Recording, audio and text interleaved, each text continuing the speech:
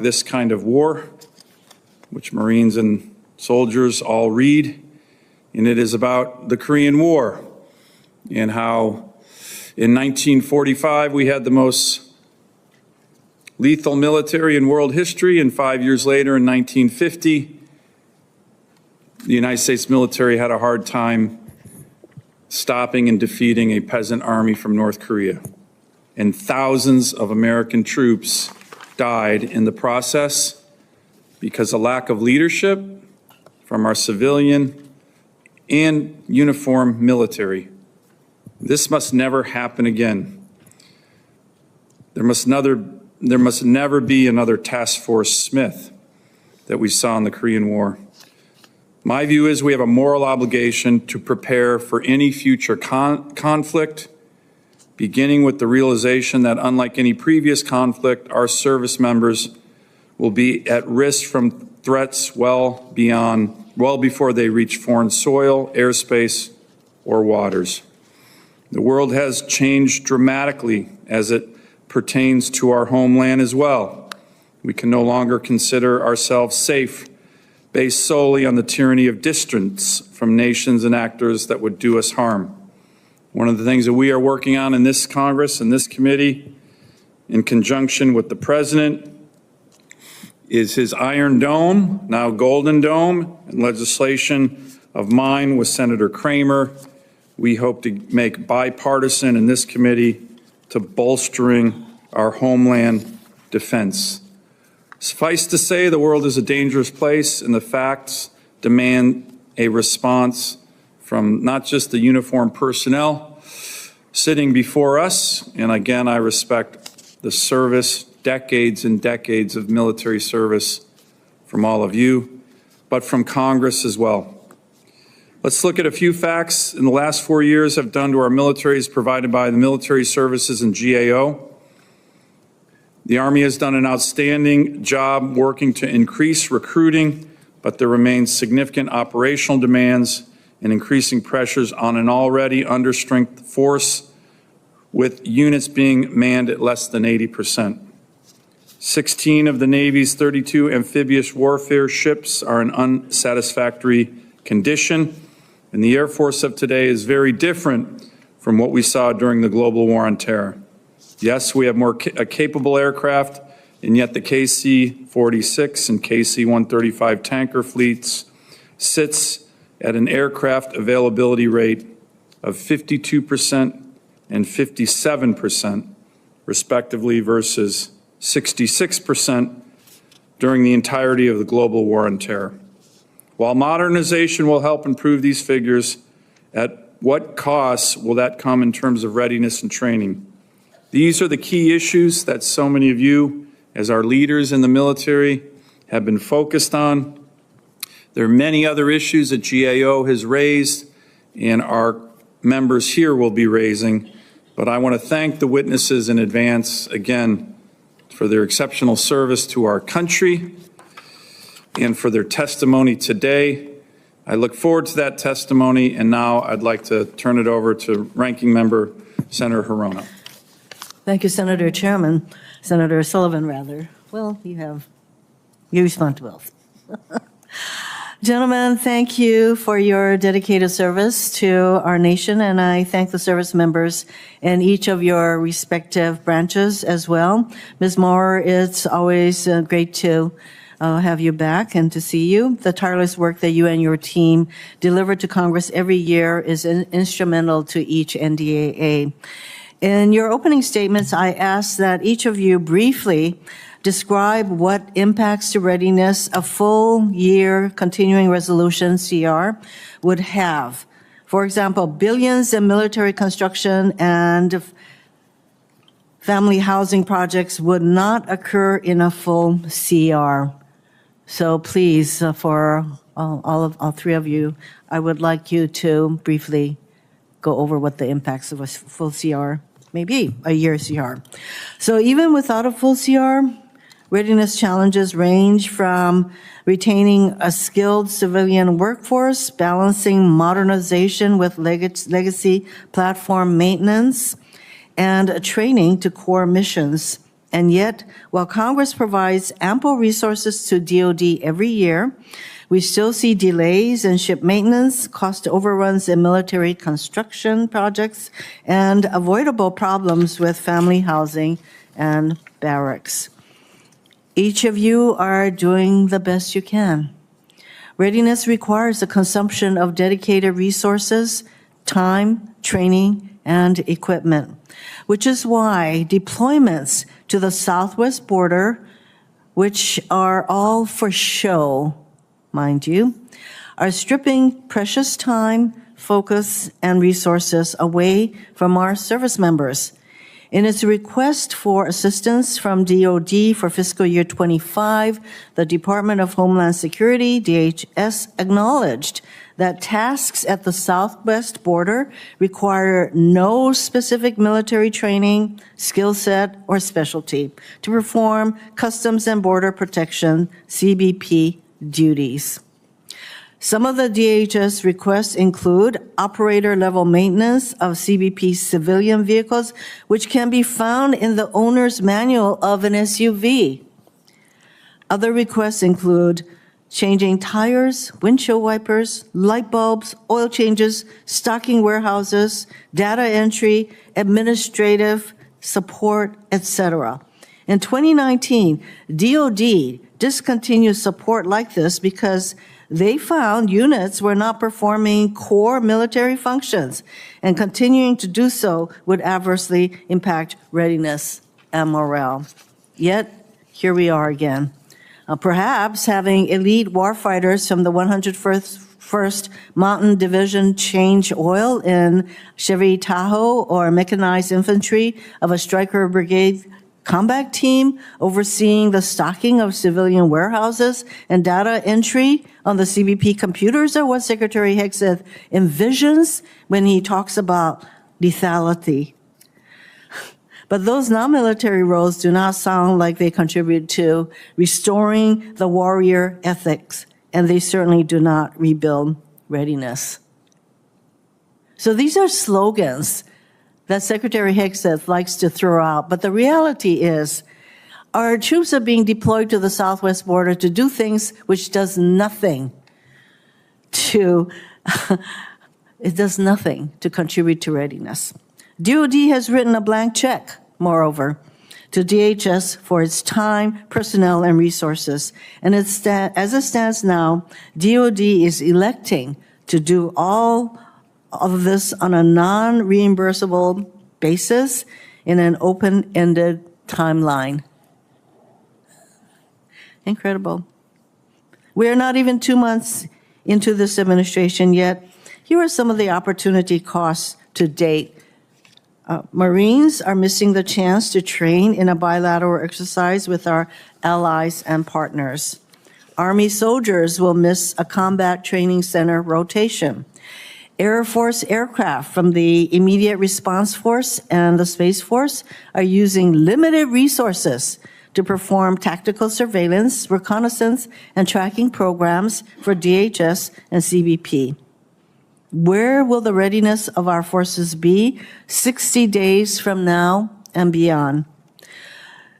During the first Trump administration, it took units from the 101st Airborne Division a year to regain their readiness after being deployed to the border.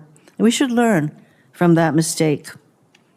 DoD is slow to respond to the requests for information to this committee, yet publishes nearly daily photo ops of troops on the border. In the meantime, Immigration and Customs Enforcement agents are dressing up like they're in the military. Soldiers are performing data entry in uniform in the same room as CBP agents are processing migrants. And airmen are removing their name tags and unit patches when they transport migrants on military aircraft. All of these actions erase the distinction between civilian and military personnel. Removing active duty forces from their units and core missions to perform support functions of law enforcement agencies does not contribute to lethality or warfighting, And where is Secretary Higgs's meritocracy when DHS and CBP asks DOD to do their jobs for them and foot the bill, no less? Not only does this administration prioritize these deployments, but claims with a straight face that ordering U.S. service members to cover the jobs of DHS civilians has no impact on military readiness and resources. This is delusional, dishonest, unbelievable. The choice to burn readiness to score imagined political points is dangerously misguided. It is a massive waste of time, resources, and personnel when border crossings are at an all-time low.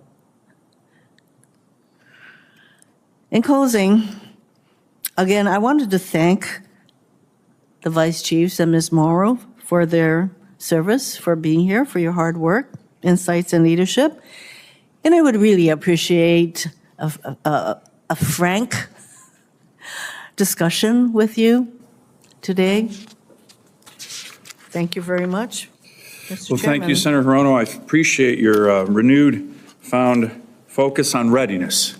I'm just thrilled about that. And by the way, we've been sending troops to the border for decades. My first deployment as United States Marine, I came back from a Westpac 31st MU deployment under President Clinton after being in the Taiwan Strait, and half my battalion immediately got sent to the border. So this has been going on for quite some time, and it's nothing new, but I appreciate Mr. your Chairman, focus I on don't it. think it serves our purposes because you Well, and I have worked together for you to personally insult me. I'm not okay? insulting you at all. Thank you.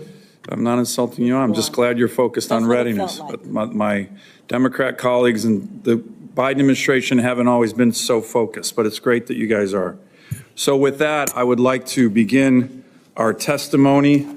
And gentlemen, I'm going to have to step out for a minute, but I will be here for the whole hearing. So General Mingus, if you can begin, sir. Thank you very much.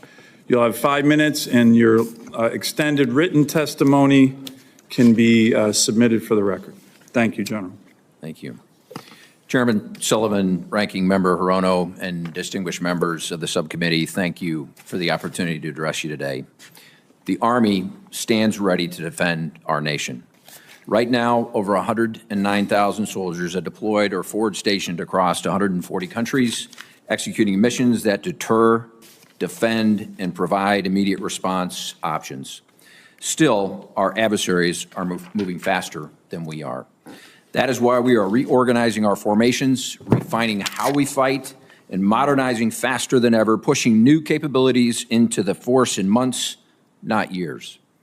Under Transformation in Contact, or TIC, which I will talk about throughout, we are enhancing our tactical networks, rapidly fielding UAS, Counter-UAS, electronic warfare systems, and increasing mobility across our formations.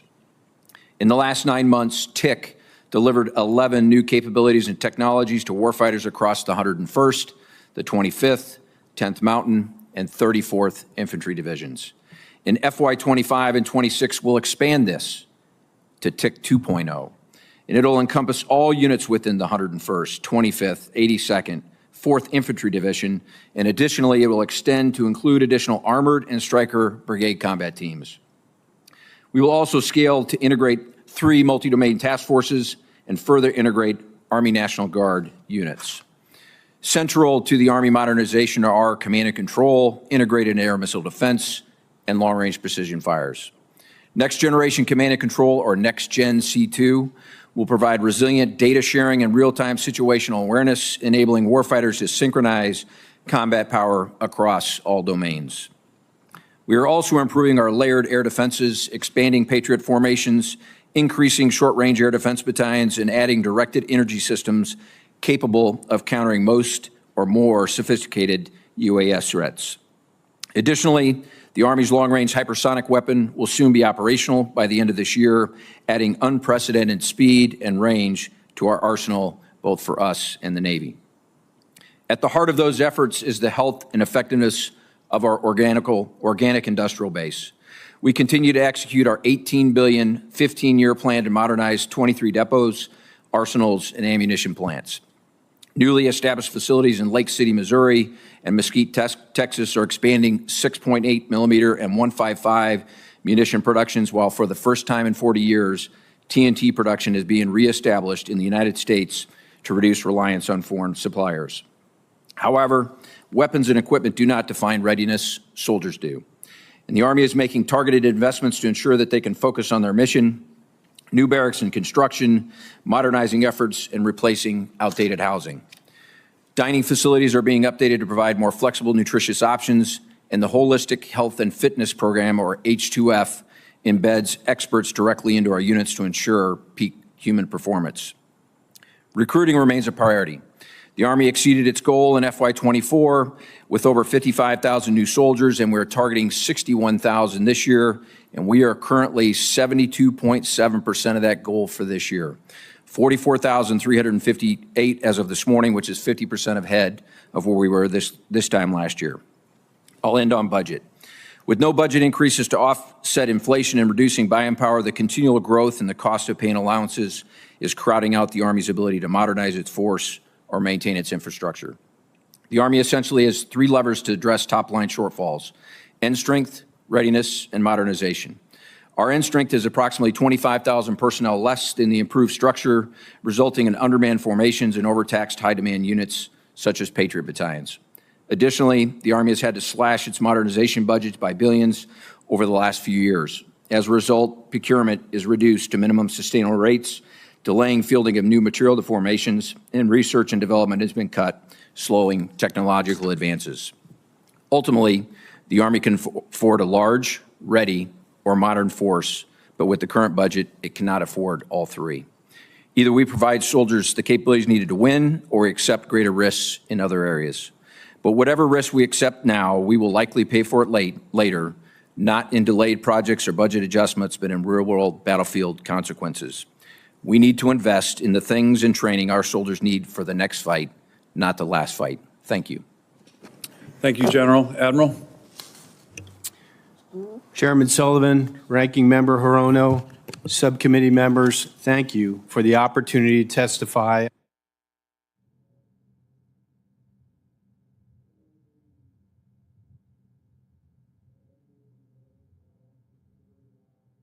of the United States around the world. Your oversight and funding help us to be ready when the nation calls.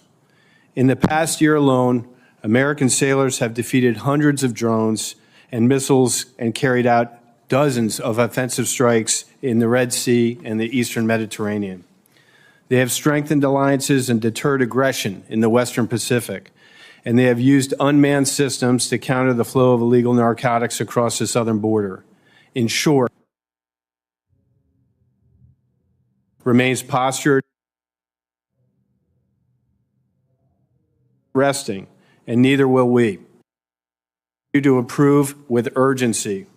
I've spoken to several of you about a sustained focus on adapting the mindset, skill set, and tool set to drive meaningful process improvement. Consistent and predictable funding is foundational to our improvement efforts. The Navy will need to make hard choices this year if we are operating under a full-year continuing resolution.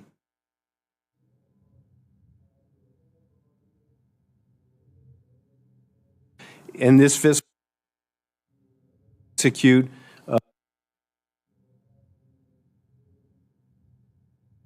will slow our progress to get weapons and equipment we need to modernize our fleet.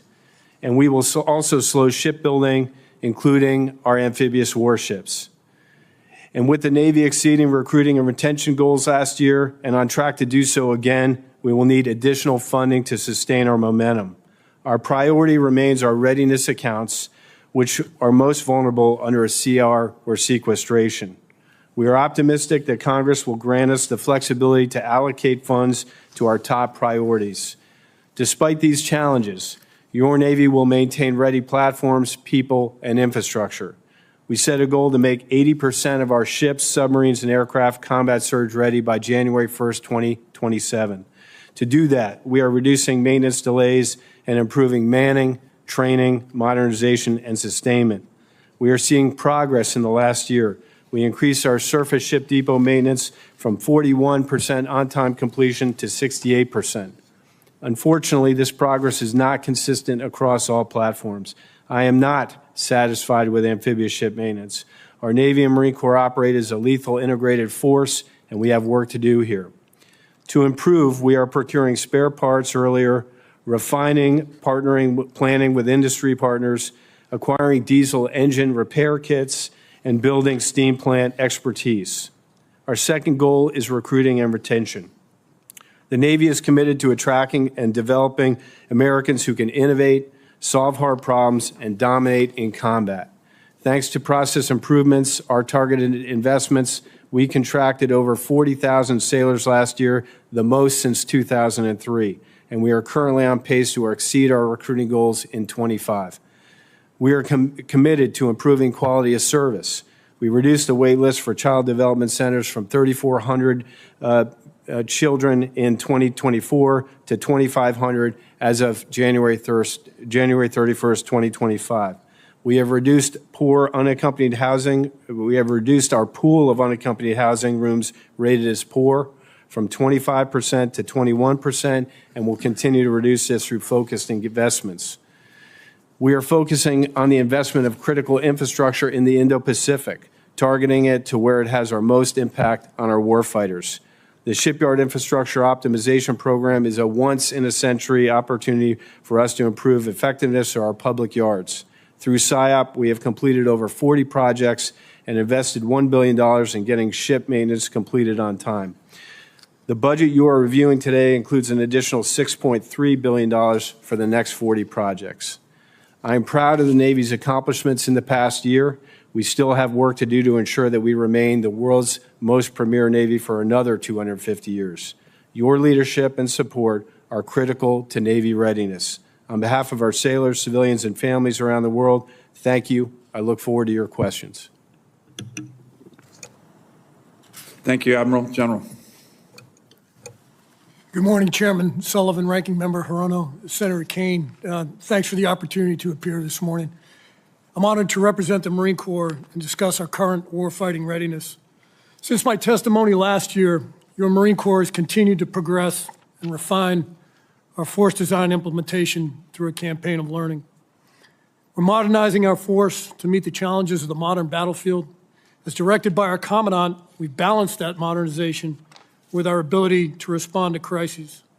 This balance ensures that over 32,000 Marines, forward postured and deployed, are trained and ready to support the combatant commander's competition campaign, deter global threats, and when necessary, fight our nation's battles. Whether acting as the forward eyes and ears in the Southwest Islands, or expanding maritime domain awareness in a unified High North and across the Baltic Sea, or supporting defense support of civil authorities by constructing obstacles and intel analysis on the southern border, your Marines are ready to operate in any climate and place, as our song says. There remain external challenges, though, to our warfighting readiness. The most acute readiness detractors are the lack of amphibious ship availability, which has been brought up already by my shipmate, and the absence of organic littoral mobility to marry up with our MLR capabilities. The gap in these capabilities creates significant risk and degrade force readiness across the competition spectrum toward conflict. Yet despite these challenges, your Marine Corps remains ready. Our personnel, our maintenance, supply and training readiness remain high, just as all of you would expect. In both recruiting and retention, the Marine Corps made mission and exceeded expectations in fiscal year 2024. And you heard it here first. We will make our numbers this year, and in fact, we'll be able to push contracts on the order of 1,000 into the next fiscal year. I remain completely humbled by the quality of our recruits and the Marines we make fleet-wide.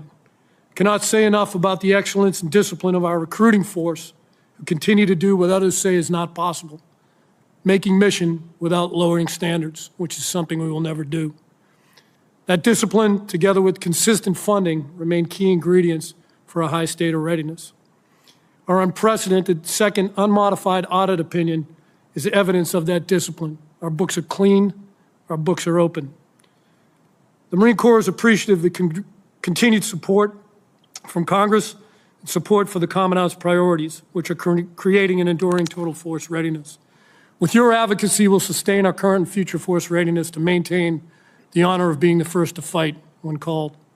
With your support for additional resources, we'll restore the state of our infrastructure readiness in a manner consistent with your expectations, as well as the expectations of our Commandant. Thank you for the opportunity to speak, and I look forward to your questions. Semper Fidelis. Thank you, General. I call on General Gutlein. Please proceed. Thank you, Chairman Sullivan, Ranking Member Hirono, and the distinguished members of this subcommittee for allowing me the opportunity to discuss the United States Space Force with you and with the American people today. The Space Force underpins our nation's capabilities within the joint force, within our economy, and within the society as a whole.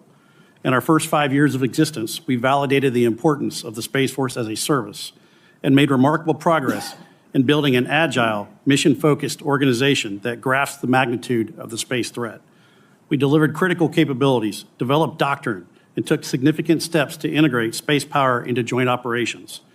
We are now comprised of approximately 15,000 Guardians, including officers, enlisted, and civilian personnel, and we are integrated into other DoD components, the intelligence community, our allies, and commercial partners, maintaining maximum readiness and securing our advantages in space. Our military is faster, better connected, more informed, precise, and lethal based on our ability to harness space. The world's use of space is growing at an accelerating rate, demonstrated by a significant growth in space launches and an increase in active spacecraft in orbit. As access to and the use of space grows, the strategic landscape in space is becoming increasingly complex and perilous. What were once theoretical threats are now daily occurrences. I have observed our adversaries' actions, and they are employing new capabilities to counter our advantages. Our competitors are jamming GPS signals, spoofing and disrupting satellite communications, and developing advanced anti-satellite weapons.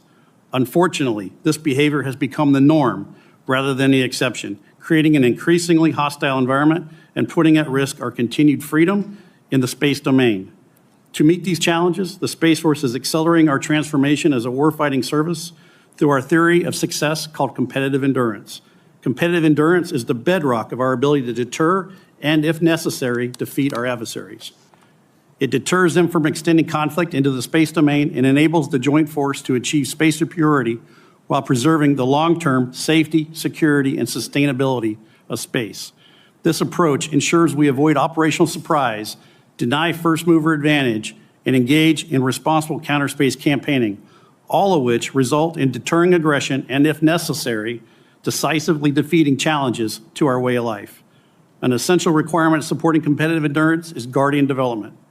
We are focused on purpose-built training to meet the unique needs of the Space Force. Our Guardians are dedicated warfighters who understand the gravity of the threats that we face.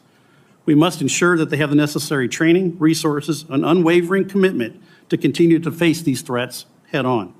Also essential is our continued integration as a critical component of the joint force in fostering enduring partnerships with the commercial sector and our allies around the world, which will allow us to overcome resource constraints and build a resilient hybrid space architecture, forging the Space Force we need.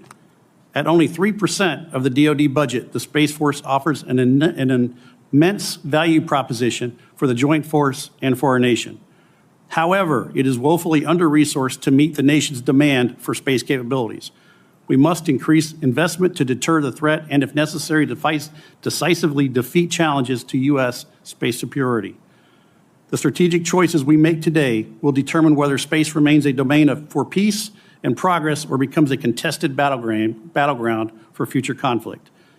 The Space Force is committed to ensuring a future where space remains a source of American strength and a foundation for global security. Achieving this vision requires a shared commitment to providing the Space Force with the resources, the authorities, and the support necessary to meet the growing challenges of the space warfighting domain. On behalf of all Guardians and their families, thank you for your support and commitment to ensuring the United States Space Force remains a cornerstone of the joint force and protecting the American way of life. I look forward to working with all of you, and I look forward to taking your questions. Thank you. Thank you, General. Lieutenant General Spain. Chairman Sullivan, Ranking Member Hirono, and members of the subcommittee, thank you for the opportunity this hearing provides to talk about the elements of readiness for the Air Force. The four primary pillars being parts and supply, people, flying and training, and current infrastructure. To these, I would add elements for future readiness, rebuilding acquisitions, long-term sustainment, and recruiting and retention at a relevant pace and scale, all in a way that reflects our shared purpose. Senators, I can confidently state that your United States Air Force stands ready and able to defend America's homeland, ensure a robust nuclear deterrent via our two legs of the triad, and project power around the world to deter and win as the nation requires. It is our solemn duty, and your airmen are ready. It is also a fact that today's airmen will do so with the oldest airplanes, the smallest force, and with fewer monthly flying hours than at any point in our history. Airmen have and always will get the job done, but today they do so at elevated risk. Meanwhile, China's military forces are expanding and modernizing. Their nuclear modernization, long-range missile proliferation, and recent test flights of two sixth-gen aircraft is simply further evidence of the elevated threat in this strategic environment. Conflict is certainly not desirable, nor is it inevitable. It is our responsibility to be prepared should diplomacy or deterrence fail. Often, we have focused on the individual elements of readiness and not how they must be synchronized to create a warfighting capability over time. Even in this hearing, we will likely talk about individual programs and individual projects, all of which are very important. But the previous strategic environment, mostly permissive and without a significant challenger, allowed us the luxury of segmented attention, priority, and risk. Today's strategic environment does not. Today's readiness requires a synchronized approach. The right parts and the right maintainers and the right support infrastructure and the right qualified aircrew and all in the right balance, and not or. Many of our past decisions were appropriate given the previous strategic environment, but no longer. So we've taken deliberate steps to see this for what it is and do something about it. We've specifically prioritized parts and supply in the flying hour program. We've also reconnected our manpower and infrastructure priorities directly to our core readiness outcomes in both our processes and our data. It's our intent to maintain focus and priority on these pillars, to strengthen our readiness and improve our lethality, and we're moving out. I'm grateful for this committee and the broader Congress's support and look forward to working with you to deliberately improve our current and future readiness posture and undeniably retain our position as the world's greatest Air Force. With respect to the CR, without anomalies, the CR clearly has impact on our readiness, up to the tune of about $4 billion. Anomalies, without anomalies, and with the Fiscal Responsibility Act kicking in, it's closer to $14 billion, which we cannot afford. However, we expect and look forward to the final version of this CR, if it were to pass, with flexibility and agility and anomalies to spend as required to retain readiness to the maximum possible level. Thank you and look forward to your questions. Thank you, General, for your very frank testimony. I very much appreciate that. Finally, Ms. Maurer from GAO, thank you for your great work on many issues.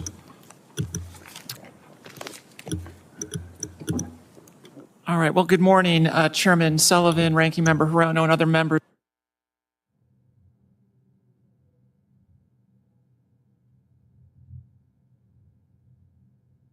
Here today to discuss GAO's recommendations to help the military address long-standing readiness challenges that span several administrations. I'd like to, in particular, to highlight three cross-cutting challenges that we continue to find across the services.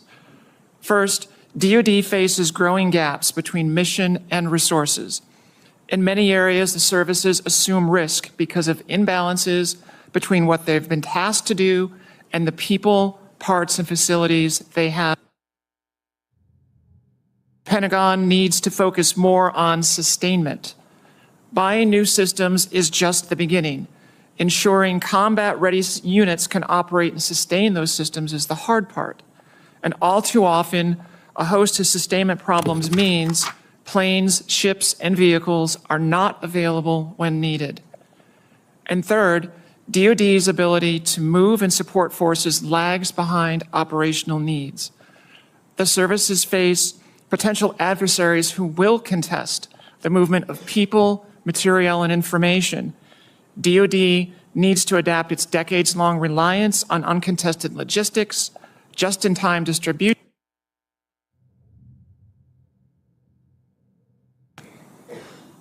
My written statement summarizes reports with over 100 recommendations to help address these challenges. So, for example, the Navy needs an industrial-based strategy to help get better results from the private companies that repair and build ships.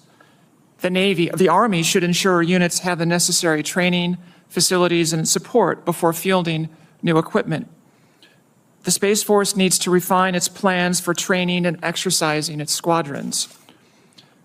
The Navy should coordinate with the Marines to fix amphibious ships and reach agreement on what it means for a ship to be available. DoD should decide when and how various services will assume sustainment responsibilities for missile defense systems.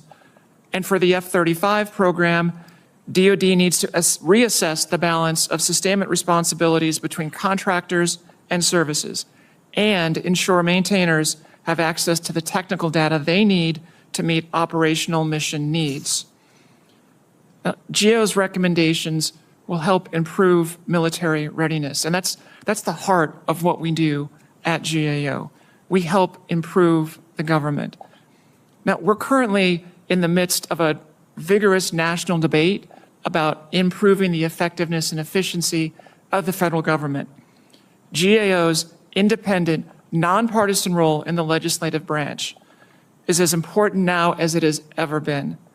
We will continue to provide facts, analyses, and recommendations to this committee and to all 535 members so you can execute your congressional oversight of executive branch programs and activities.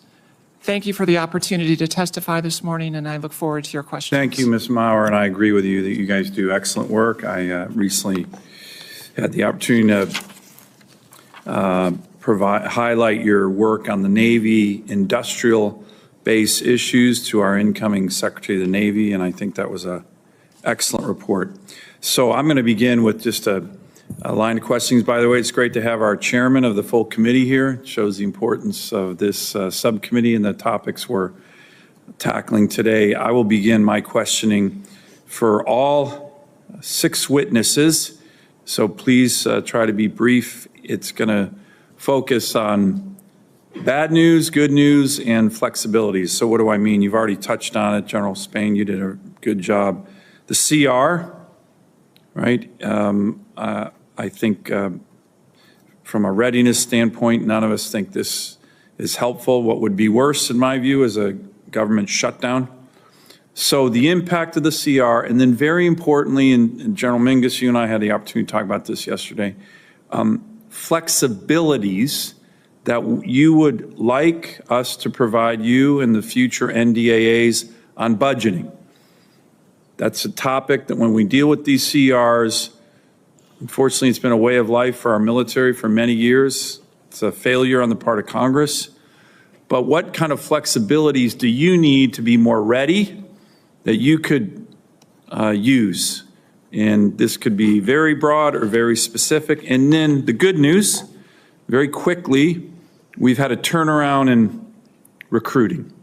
I think it has a lot to do with some of the comments I made in my opening statement, where the last 4 years our military was not focused on lethality and war fighting and why young men and women join to fight and defend their country. It was focused on other stuff, irrelevant stuff, and it hurt recruiting. Why do you think, where are you on recruiting, and why do you think there's been such a dramatic turnaround? So those are the questions I'd like each of you to answer. We'll start in the lineup here. General Mingus, if you can hit on all 3 of those. Thank you, Chairman. A full year-long continuing resolution impact, yes. To the degree and the severity is unknown, as was kind of talked about earlier, based on the anomalies that come out of this, the puts and takes in the various lines in the budget, what is plussed up and not. We'll have to take a couple of days to kind of fully, if it is actually enacted before the end of the week, the true impact. But new starts, spending limits, spending power and buying power, those are critically the ones that always rise to the top. And we've never had a year-long continuing resolution. This will be the first for the Department of Defense. So a lot to be determined in terms of what those impacts are going to be. Flexibility, sir, you and I talked about this last night. We all submitted a J-book and a budget almost 18 to 20 months before we actually see an enactment in an appropriation. A lot can happen in that 18 to 20 months. Every line of accounting, every piece of equipment, every radio has its own individual line within the J-books that come back in our budget line items on the back end of appropriations. For high-tech things, UAS, counter-UAS, high-tech command and control systems that evolve at a rate faster than our budget cycle, we would like to compress those lines to allow us to move in year of execution those monies to new things that come online in year of execution. If you can work with us, all the services with regard to language on those kind of flexibilities are really important, I think needed, and something that we could work on to get in the NDAA. Sir. And I yield my time to the others because I went pretty deep in recruiting. Just for the committee's sake, real quick here, I mean, we talked about it, but just for on the record, I think it's important for lessons learned on recruiting.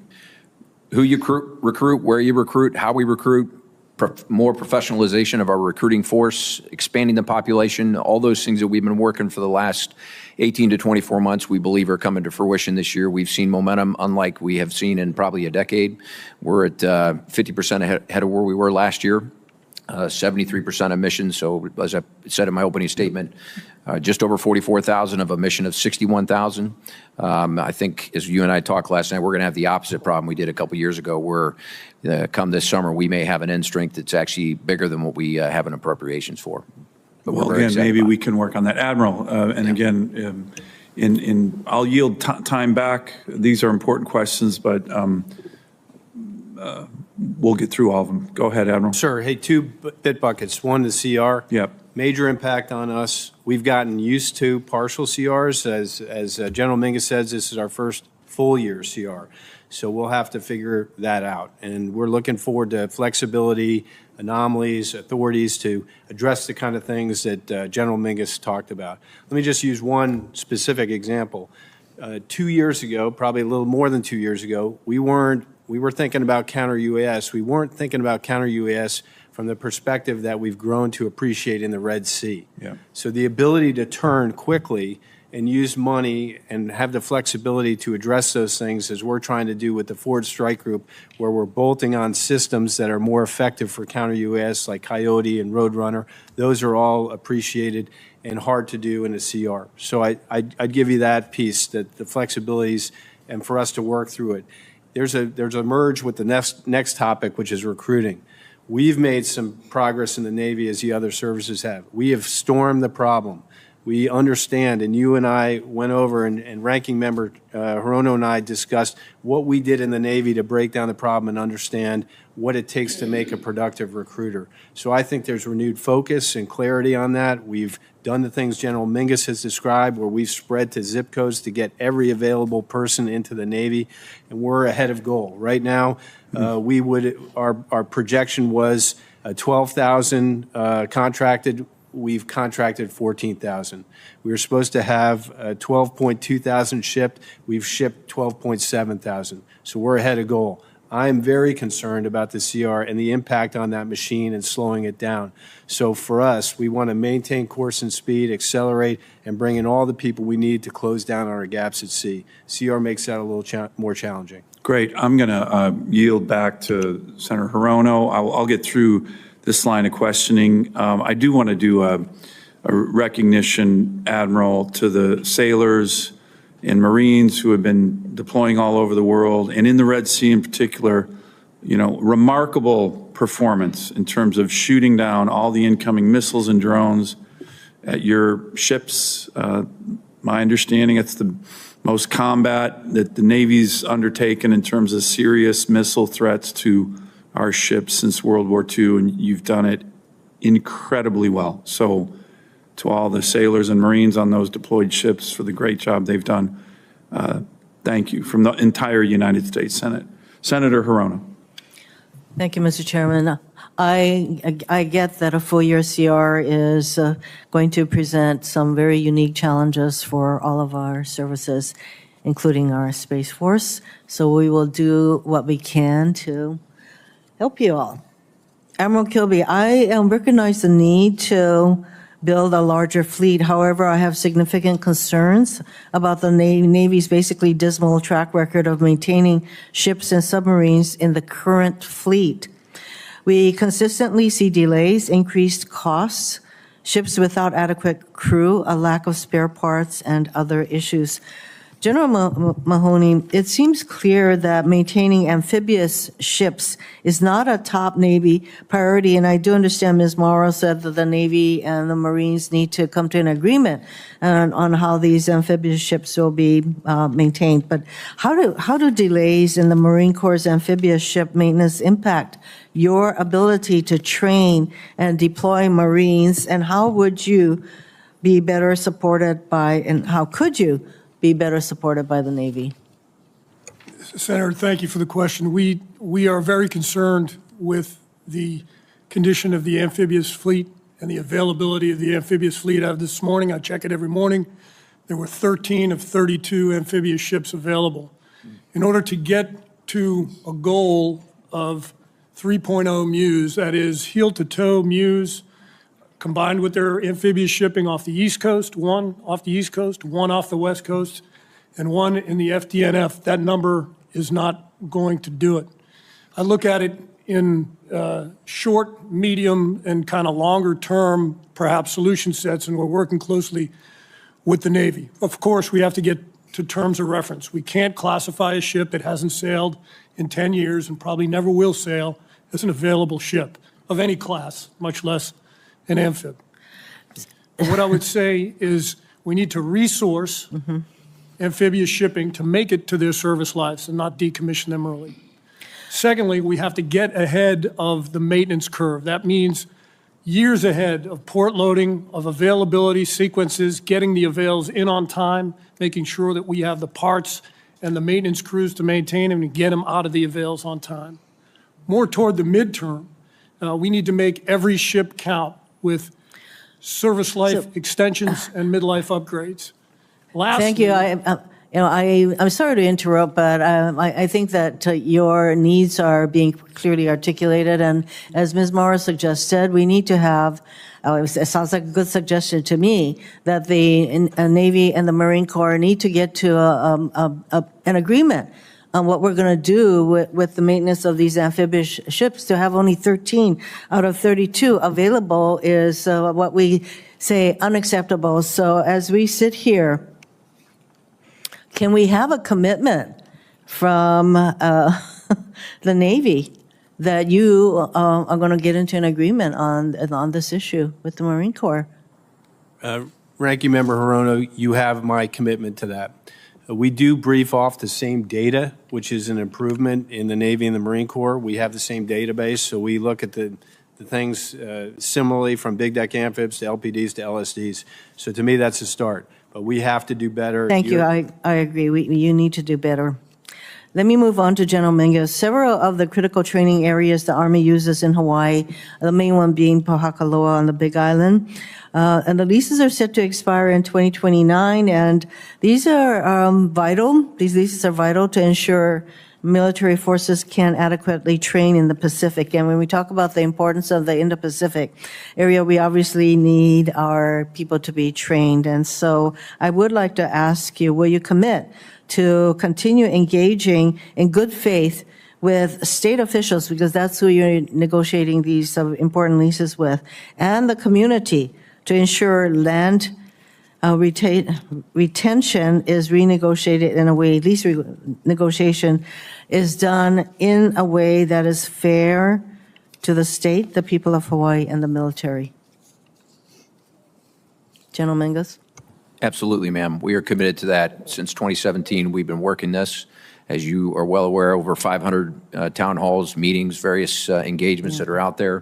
2029 seems like a long ways away, but it'll be here tomorrow. I know that it's not. And so we will continue to and are committed to working this with you. And to the extent that a land swap may be in the offing, I do believe that we need to provide the Secretary of the Army with the authority for that. Is that correct? Yes, ma'am. Mr. Chairman, like you, I have a number of other questions. Could I just go over 1 minute? Sure. Thanks. Thank you. So, General Mingus, last year we spoke at this hearing about the Army's crumbling infrastructure in the Indo-Pacific region. In Hawaii, 50% of Army facilities are currently classified as failing or failed, and the cost to repair or replace them is over $5 billion. However, the Army and other services are not using non-DoD funded contracting mechanisms like energy savings performance contracts to upgrade its infrastructure and lock in lower utility bills. What is the Army's plan to repair or replace infrastructure in Hawaii and the Indo-Pacific? Ma'am, as we talked last year, there were significant investments in 23-24. We're committed to that for 25 and beyond. We know that the water and some of the critical infrastructure underneath a lot of these locations are failing. We actually think it's maybe in excess of $5 billion. We've committed over $1 billion for this next year, so we absolutely want to work with you on those infrastructure, to include the leadership that goes with this as well. Kwajalein is an example where that was largely paid for with RDT&E dollars. We've actually put a garrison commander there to make sure that the leadership, in addition to the resources, is there to fix these problems. I think the energy projects, for example, are important because the Army is the biggest user of the military, DoD, Army in particular, is the biggest user of energy, and whatever sums you can save on energy costs as well, it can go to other needed necessary projects. So would you commit to clear the logjam on installation of energy projects funded through non-DoD contract mechanisms? Absolutely take a look at that, ma'am. Yes. Yes. Thank you. Thank you, Senator Thank you. Hirono. Chairman Wicker. Well, Chairman, I surely am glad you gave Senator Hirono a few extra moments. You offered me an opening statement, and so I may take those few extra moments. You are the chairman of the committee. You can do whatever you want. Thank you. But I also want to congratulate Chairman Sullivan and Senator Hirono for their leadership in calling this hearing. It's a terrific panel, and it's been great so far. Let me say this about the CR. We repeatedly say, House and Senate, Republican and Democrat, that we never need to do this again, and for some reason, something comes up, some group is unwilling to compromise and look at the long picture, and we find ourselves in this position. I will say this about the fact that this is the first year-long CR for the Department of Defense. I guess we could at least admit that it is a hybrid CR in the sense that there are the anomalies that our witnesses have mentioned, and the numbers have been plussed up just a little bit. But this is a shame on our process, and it is not in keeping with what the founders intended. They intended for legislation to be difficult, but they intended for the parties and the houses to compromise and have some give and take and finally get in the right direction. In my view, Mr. Chairman and Ms. Ranking Member, the real flaw in the CR that we'll be voting on later this week is that it doesn't provide enough money, regardless of the anomalies and the tiny plus-ups here and there. Regardless of that, it does not provide adequate support for the military and for the challenges we have from four adversary nations, pacing challenges plus Russia, plus North Korea, plus Iran, that like never before have worked together to bring us ill. And it is contrary, Mr. Chairman and Madam Ranking Member, to the voice of the Senate in the National Defense Authorization Act, which plussed up national defense out of the Armed Services Committee and from a bipartisan vote on the floor, about $25 billion. We couldn't get that done in conference, and so we are where we are on the authorization. But were it not for the prospect of a reconciliation bill that adds $150 billion for vital national security purposes, I could not vote for the continuing resolution as it is. Unless something changes, I'll have to swallow my words again this year and go ahead and pass it, because the alternative is so unpalatable and so dangerous. But I will say this: based on what we see, and based on what is in this continuing resolution, $150 billion in the reconciliation bill may not be enough. And I'm hearing some comforting words, Mr. Chairman, from the administration that they realize that too. And I realize they're the budget hawks in this city, and they're the defense hawks in this city, and we all want fiscal responsibility. But I'm telling you, $150 billion in the reconciliation bill may not be enough based on the way we have treated defense over the past few years and based on what we're about to do this week. So thank you all for doing what you can with the authorities and anomalies and little plus-ups that we give you. In the time I have to ask questions, let's talk about the ability, and I'll direct this to you, General Mingus, the ability of our reserve component to be ready for potential conflicts with near-peer adversaries. If a conflict began today, General, is the Army Reserve component manned, trained, and equipped appropriately to be successful? I would say it would depend on the type of organization within the Guard and the Reserve, sir. We meet our directed readiness tables requirements in terms of the active component, the Guard and the Reserve, in terms of what are required inside those immediate forces that are needed inside of 10 days, 30 days, and 45 days. Once you get beyond that, then it is not as pretty as you would see. This last year, we did have to bring down in the op-tempo accounts for the Guard and Reserve. We typically like to keep them at 85% of their training requirements. We had to bring that down a little bit this year because of the top line that we were at. So there is concern. Now, as a result of that, the Secretary and the Chief and all of us are taking a look at what is the right balance between the active Guard and Reserve, and what mission sets should be in those. And there's an active look at all of that. Well, don't you wish you didn't have to begin your answer with "it depends"? I wish you didn't have to begin your answer with "depends." With "it depends." You talked about the balance. How about the balance between the types of reserve units? And that's what I mean, sir. So, for example, our petroleum capacity is almost all in the reserve component. We know that we're going to need some of that capability early on in a fight, and so do we need to move some of that from our reserve component into the active component? So that's some of the analysis that we're looking at.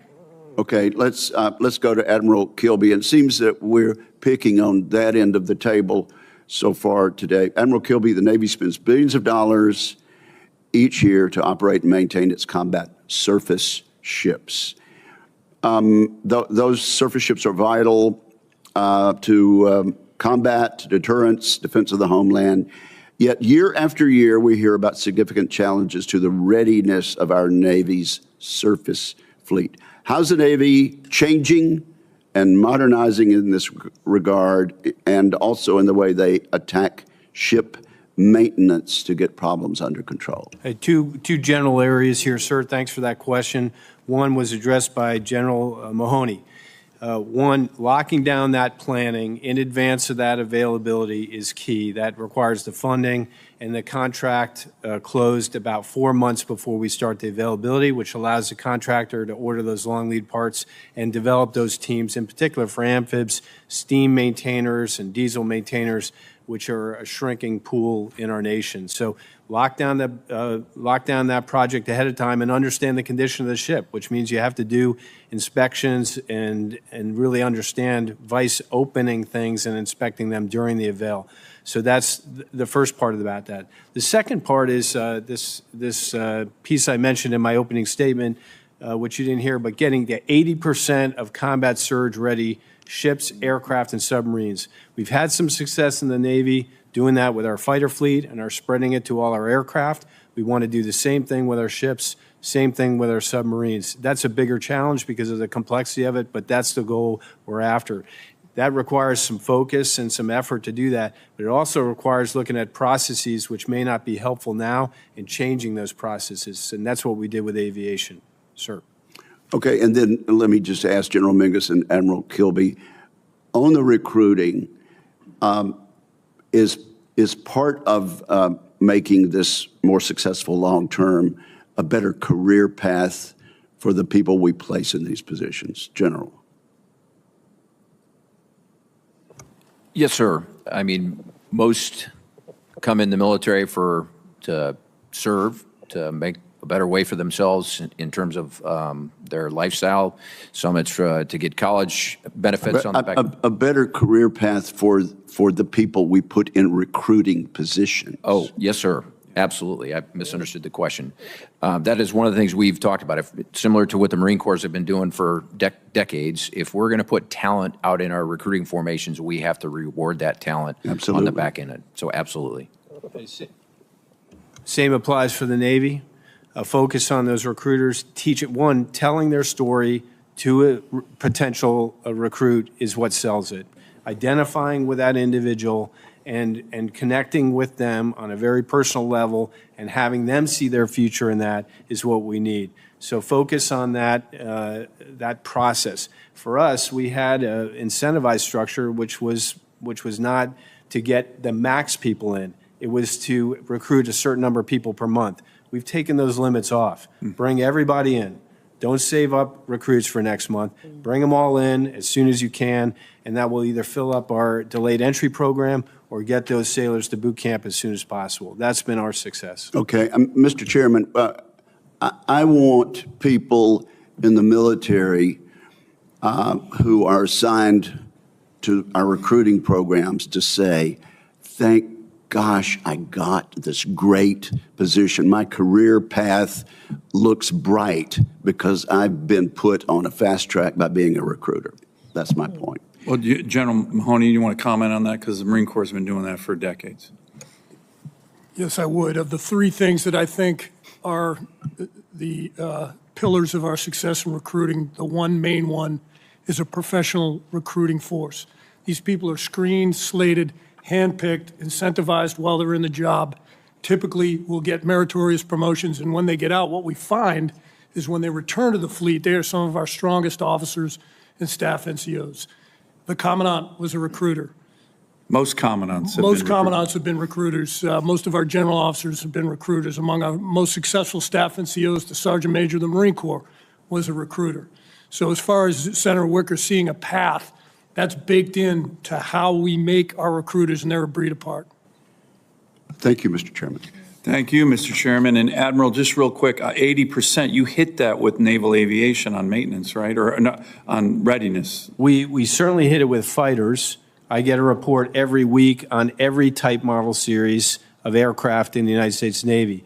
We're not hitting it in CMV-22s. That's another story. We got it, but that's our goal, is to get there. Across the board for every type model series, it requires a different level of attention and daily and visual management by the Air Forces in the Navy to make that happen. We want to apply that same level of focus to our surface ships and our submarines. Great. Good. Senator King. Thank you, Mr. Chair. And like others, I'm just going to talk about the CR first. You know, I came on this committee in January of 2013, and every year, you all and your predecessors sit before us and tell us that a CR is a bad thing, and we don't listen to you. You know, I mean, at some point, you got to measure by the action, not by the words that we say. We've allowed a CR to be normal from October 1 to the end of the calendar year. That's just kind of the norm. but we've often gone beyond that into the next calendar year. And we stand on the threshold of the first time where we've just gone a CR for the entire year. And I agree with what the chairman said earlier, the chairman of the subcommittee, that a CR is better than a shutdown. I do agree with that, but why do we have to accept, half-assed over catastrophic? I mean, the House voted on a CR yesterday, and they left town. They're out. They adjourned. This was not, and now we're going to hear what the Senate has to say and then try to do the right thing for the country. They're gone. Because they're like, okay, we can jam you to vote for a CR that is bad for the defense of this nation by skipping town on a Tuesday. I mean, this speaks very loudly about the priorities of this nation. And this is all done in public with our adversaries watching. Admiral Kilby, I think you testified in your opening testimony that under a CR, 1/5 of our ships will miss their maintenance schedule. Did I hear that right? specifically 11 ships, those maintenance availabilities are at risk. Okay, so we want to get to 80% ready on ships and subs. Where are we now? Depending on the day, around 67%. On both ships and subs, kind of right? Ships and submarines are a little less. Okay. What will 1/5 of our ships missing their maintenance schedule under the CR, what will that do to the quest to get to 80% readiness for ships and subs? Well, it'll certainly be a setback. We'll take a penalty there. We'll have to bow wave that maintenance to the next year, depending on the availability and scheduling of that ship. Worse off, we skip that availability, which means it's doubled down for the next one, which means we'll have growth work and a lot of things we didn't anticipate. All right, so we're being told that this is the public, we're being told in public, this is the impact of voting yes on this CR that's coming to us. That we're just accepting that the quest to get to 80% is going to be set back because maintenance availabilities for 1/5 of the ships under a CR are not going to be according to protocol. The only, and I don't want to say silver lining in that because I don't see a lot of silver lining. If we get a flexibility to move money, we may be able to address that, but it'll pack something else. Yeah, you'll pull it out of something else, of course. But we're told, well, that's better than a shutdown. Hey, it's Wednesday morning. I mean, on the Senate side, the appropriators basically had a deal at the end of last year. And that deal is still basically on the table. My hope is that there will at least be a vote in the Senate to do a short-term CR and then actually get an omnibus for the rest of the year. I mean, an omnibus is kind of a funny thing, a word to apply to a budget for less than half of the year, but it would be far preferable to a CR because you'd have new starts, you'd have other authorities within an omnibus that you're not going to get in a CR. And we ought to be able to do that. And the House decided on Tuesday night, we're splitting so we can force the Senate to accept a substandard CR that will hurt the military. Great week. Man, great week of work to leave town on Tuesday night feeling good about yourself because you forced the Senate to try to accept a substandard work product year after year after year after year. General Mingus, I want to ask you one question about counter-UAS readiness because the Army is the DOD's executive agent. Talk to me about how you're ensuring coordination between the services in developing a joint counter small UAS doctrine and solutions to addressing the UAS threat. Thank you, sir. As the executive agent, you're well aware of the Joint Counter-UAS Office, or the JCO, that is run by the, but it is a joint entity. Yeah. And everybody that's sitting at this table, there's probably very few weeks that don't go by where we don't come together to talk about this problem set, whether it's in the venue of what Replicator 2.0 is going to bring across 100+ sites across the country, to now what is going to be part of the Golden Dome. But this conversation on the counter-UAS side is absolutely a joint problem. Yes, we have an Army officer in charge of it, but he is in a joint billet, and he is speaking for and trying to solve this problem for the joint force. And I collectively think this team is trying to get after that. Give your effort a grade. That'll be my last question. Give the joint effort a grade right now. I would give it a grade in two ways. One, compared to where we were 2 years ago in the B to B plus category, compared to where we need to be, it's probably in the C, given the rate of technology changes in this space and where our adversaries are going in this space. We cannot go fast enough when it comes to counter-UAS. Thank you very much. Thanks, Mr. Chairman. Thank you, Senator Kane. Senator Scott. So my Democrat colleagues don't like CRs, but the prior majority leader, a Democrat, wouldn't even bring up a spending bill that we could have done last summer to make sure we didn't ever have to do a CR at all. After 4 years of the Biden administration appeasing our enemies and making our forces less lethal, I'm glad President Trump's back and restoring peace through strength. He's been clear that he takes the threat posed by Communist China seriously, ensuring the United States is posed to combat these threats. I look forward to hearing how you're doing with that. But my first question for General Mingus and Admiral Kilby, since President Trump was elected, recruitment numbers are way up. So is that a result of President Trump's election?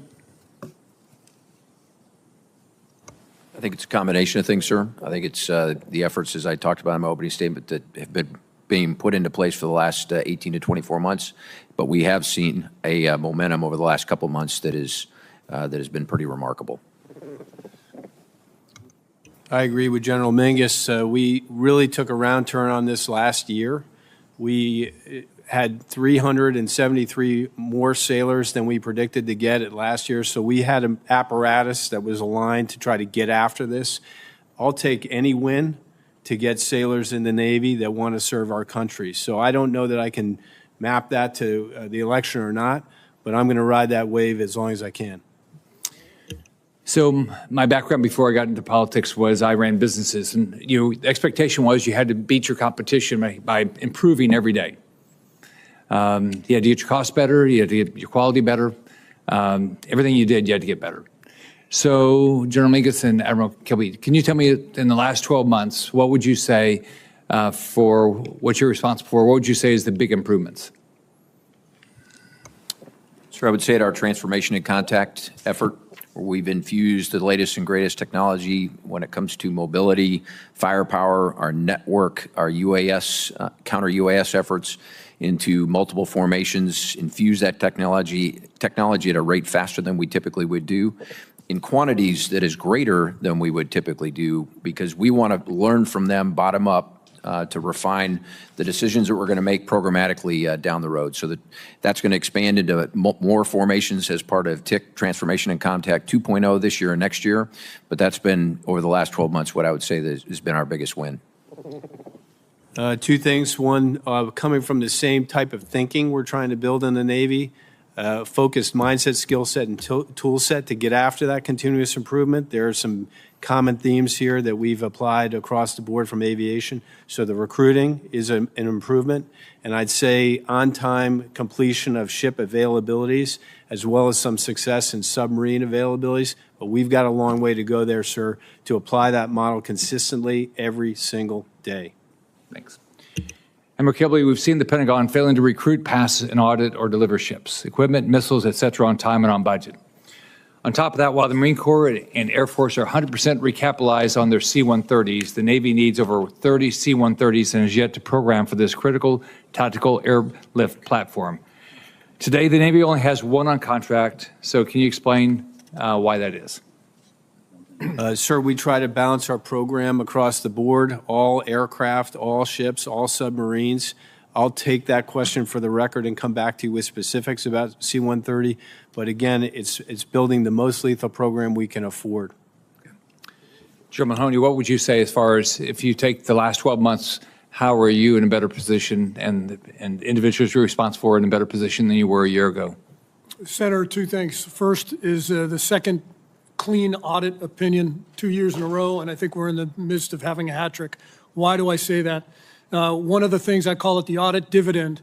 We know exactly what we own, exactly where it is, exactly who takes care of it, and what it is worth. In that audit, we can tell the condition of those pieces of equipment. So we have an increased visibility into the operational readiness as a result of the audit. The second thing is our 3rd Marine Littoral Regiment has just undergone a CERTEX. They have been delivered. They're long-range precision fires. They're air defense. So the concept of force design has gone forward. I wish we could accelerate it and deepen the magazine, but we've seen that success on time. Now we need to marry that capability up with organic littoral maneuver in the form of the light amphibious warship. But those are the two things: force design and audit. Thank you, Chairman. Thank you, Senator Scott. Senator Sheehy. General Mahoney, am I to understand the Marine Corps is the only branch to have passed an audit? That's correct, Senator. I get really tired of the only DoD branch, yes, sir. I get really tired of Marines lecturing me how much better they are than I am. My wife's a Marine, so I already get it every day. So I'm glad your wife has wisdom. Well, I was in the Navy, so I had to marry up, right? Counter-UAS, General Mingus, you brought it up. General Mingus was my boss, actually, back in the day when I went through Ranger School. Counter-UAS, what branch, what functional branch of the Army do you guys place the counter-UAS responsibility in? We have 6 warfighting functions inside the Army, so intel, command and control, maneuver, fires, protection is where counter-UAS sits right now. But as we think about the future, in the Army, the land force, the vast majority of casualties that occur on a battlefield is direct fire. I think that future battlefield, the most casualties are going to occur from the air. And so the notion of the convergence of offensive and defensive fires, taking it out of that protection warfighting function and making it part of that scheme of fires and scheme of maneuver, I think is the way of the future. But today, to answer your question, it's in the protection function. Okay. Admiral Kilby, where does the Navy view counter-UAS as a functional area?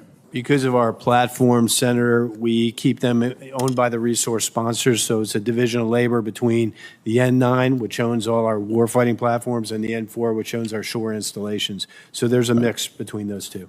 And General Mahoney, where does the Marine Corps place that? They're our counter-small UAS, 2 parts. Operational units with 2 programs of record, MATIS and LMATIS, and our installations with installations counter-UAS. Just as a comment, as General Mingus brought up, we are part of Project Convergence, which has a counter-small UAS element to it in R&D and experimentation. We're a big part of Replicator 2.0, which also invests in counter-small UAS, and we're invested in the program office as well. And General Spain and Space Force, Air Force, where do you guys place counter-UAS as a functional area? From a Space Force perspective, it's very limited. We have very limited involvement. Yep. Senator, we put it in the protection function as well. It's with our defenders, but as was mentioned by the other panelists, we're in the process of evolving that to the operational function, and so it's a blend of our both defender force and our operational force as we go forward. Well, I asked that because I actually was one of the manufacturers of the MATIS program back in my former life before I came here, so spent a lot of time on the range with your air defense, lab platoon Marines working with that. And what I found as we worked with all the branches is each branch understandably had a very different view of where the CUAS function fell and how they viewed it. You know, the Air Force was very much looking at it from a security forces perspective, fixed installation defense. The Navy, of course, was focused on it from a shipboard when the Boxer had its incident with Iran in 2019.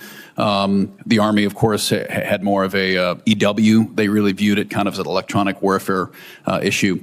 And what I found was, as each branch looked at it through their own lens, the Joint Capabilities Office really struggled to coalesce that into an acquisition vision that actually worked, and they ended up just buying any shiny object that was dangled in front of their face, and it led to kind of the schizophrenic approach to it. It's not a criticism, it's just the reality that as that technology was developing quickly, it was hard to meet all the needs. So I think trying to determine whether it's a specific MOS or actually assigning a functional area within the branch that say this is a fundamental change in battlefield tactic technology, as we see in Ukraine. I mean, every single day, whether it's FPVs or beyond line of sight drones, it's not transforming warfare, but it is functionally transforming how maneuver units will behave on the ground. And I think treating it as a subspecialty that's branching off whatever convenient areas there, vice focusing on what really is a core capability, in my opinion, would help coalesce the operational vision for what counter-drone looks like. It'd also help streamline the acquisition process so we can find that good technology quickly and field it quickly. But then also there's the offensive aspect where, we think of offensive drones as Reapers and Predators dropping Hellfires, and then we're defending against small drones, but we are not, as far as I can tell, adopting small UAS organic to our maneuver elements. Just like every infantry squad has an automatic weapon, every infantry squad should have an organic SUAS offensive capability, a backpack full of FPVs that they can fly at and into the enemy maneuver units and disrupt them, just like we're seeing all over the world in battlefields, from Iranian proxy groups to the Russia-Ukraine war. From my old buddies still in uniform, I do not hear that we have an organic offensive small UAS capability within our maneuver units, and I think that's going to be a great disservice to our young men and women when the next conflict arises. So I yield back. Thank you. Thank you, Senator Sheehy. I'm going to continue my line of questioning that I started with General Mahoney to you. Just again on the, we've already touched on it a lot, but it's okay to, I want to hear from all the services.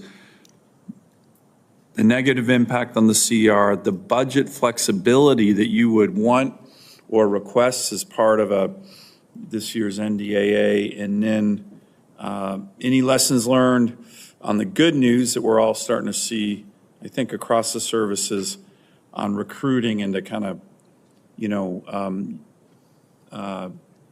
make sure we're learning across services on that, because I don't think it got enough press, but if you have an all-volunteer force and we're hitting a recruiting crisis of tens of thousands of Americans who we were short, that's an existential threat to our military. Fortunately, it looks like we're beyond that, but we need to embed the lessons learned from all the services on how we got out of that danger zone. So, General, to you on those three questions. Senator, as far as the CR, we've canvassed pretty much all the negative things. I'd just like to hammer down on one. We talked about anomalies and flexibility. In order to move between appropriations or accounts, we also need to be mindful of what the top line is. If there is only so much top line from which to flex or to move, we're going to rob from one account to pay for another. Examples might be inflation that outpaces the plus up, pay raises that were not planned for or budgeted but are must-pay bills. That money will come from somewhere. And non-budgeted contingencies that we pay out of our own primarily O&M accounts will have to be accounted for somewhere in the rules of that continuing resolution. A knock-on effect specific to the Marine Corps is if, and it's already been touched on by Admiral Kilby, if ship maintenance or shipbuilding or procurement or anything that touches amphibious shipping, it will have a knock-on effect to the Marine Corps, as I spoke about with Senator Hirono earlier.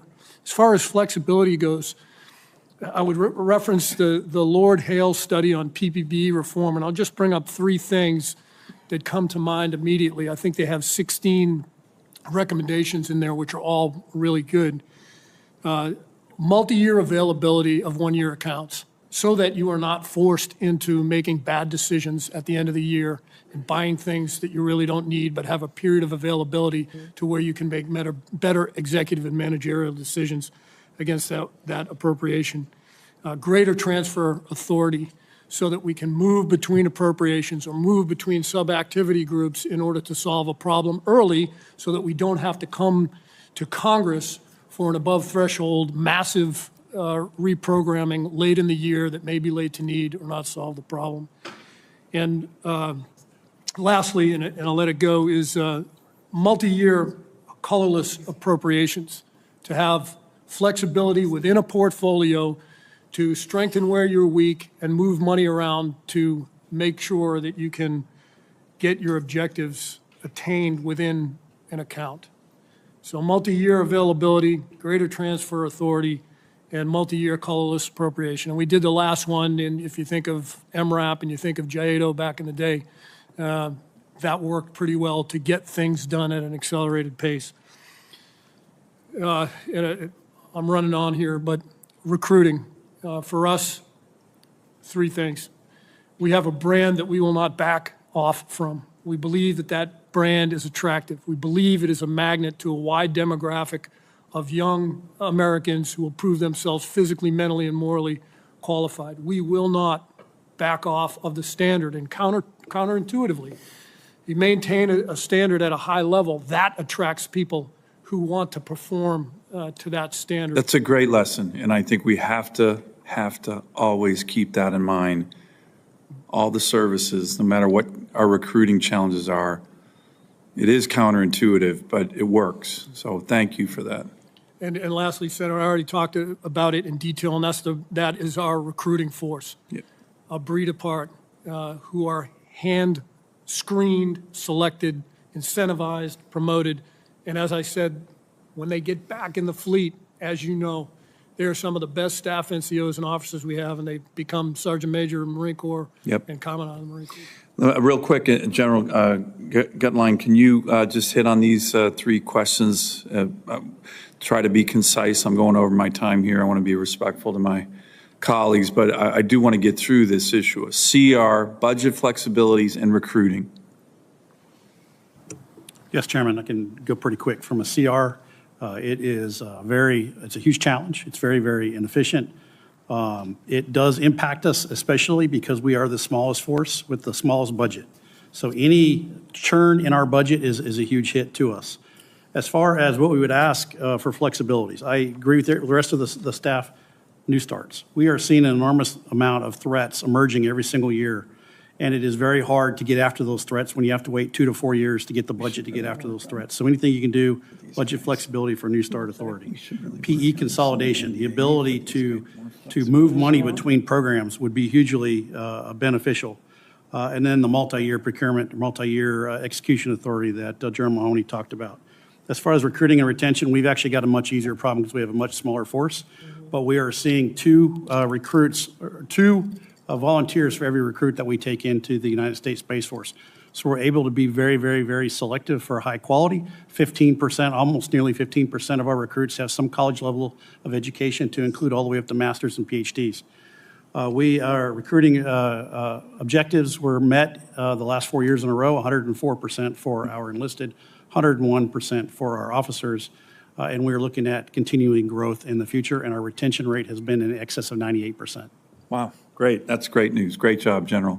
Senator Schmidt. Thank you, Mr. Chairman. And Admiral Kilby, I want to direct this question to you. I feel like the fever has broke finally on this obsession that the previous administration had with DEI. That's a good thing. The previous administration also treated climate change as a national security priority. I actually had one of the more ridiculous exchanges in my first couple years here with Secretary Del Toro, who told me Admiral Nimitz would have cared about climate change too. This is sort of like the Twilight Zone. But we have issues, right? In shipbuilding.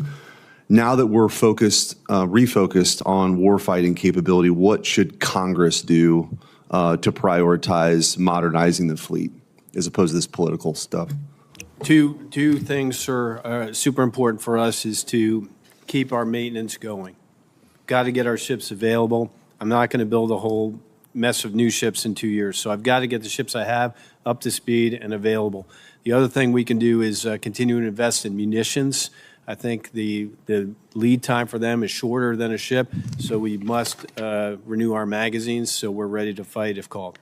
Okay. And then for sticking with you, Admiral Kilby, and then also for General Spain, if we had to fight a peer war in the next 2 years, what would be our greatest capability gap, and what should Congress do to address that? I'll start first. Again, munitions, long-range munitions, preferred munitions are an area where we need to increase our productivity as a nation.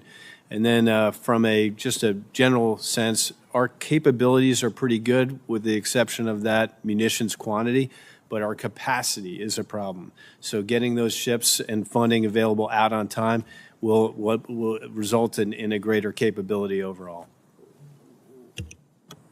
Senator, thanks for the question. To your point, in the next 2 years, the greatest challenge for us is going to be regaining the sustainment edge in our current fleet. The lead time required for parts and supply within that time frame would require an infusion to help us with our aircraft availability, our mission capable rates, and training our flying force to be ready within that window. In addition, some flexibility on new opportunities with technology in terms of asymmetric capabilities that would enable us to to actually inculcate our force design, which calls for both high-end exquisite capability paired with low-end, low-cost per effect, massive capability that can augment the air component commanders who are in the field. Sounds like NGAD. Might be. The exquisite would be, NGAD would be an example of the exquisite, yes, sir. General, I guess with the time that I have remaining, General Mingus and Mahoney, just wanted to ask if sort of this similar theme of flexibility, if you had unrestricted funding for readiness, how should that be spent first, and in order to get that high-end capability? What would we be doing? Like if we're in an era of scarcity, right, that we have to accept at some level, what is the level of priority, or what are the priorities? For us, I would say, well, the second one would be just what Admiral Kilby talked about, our magazine depth, precision-guided munitions, long-range precision fires, and the ability to scale rapidly at time of crisis and conflict. So it's one thing to bring production rates up, but it's another to have the ability to rapidly scale at time of crisis and conflict. And the other would be support. And let me just, how would you rate where we're at right now on that front? Because I've heard that, I agree with that. Where do you think we're at with that?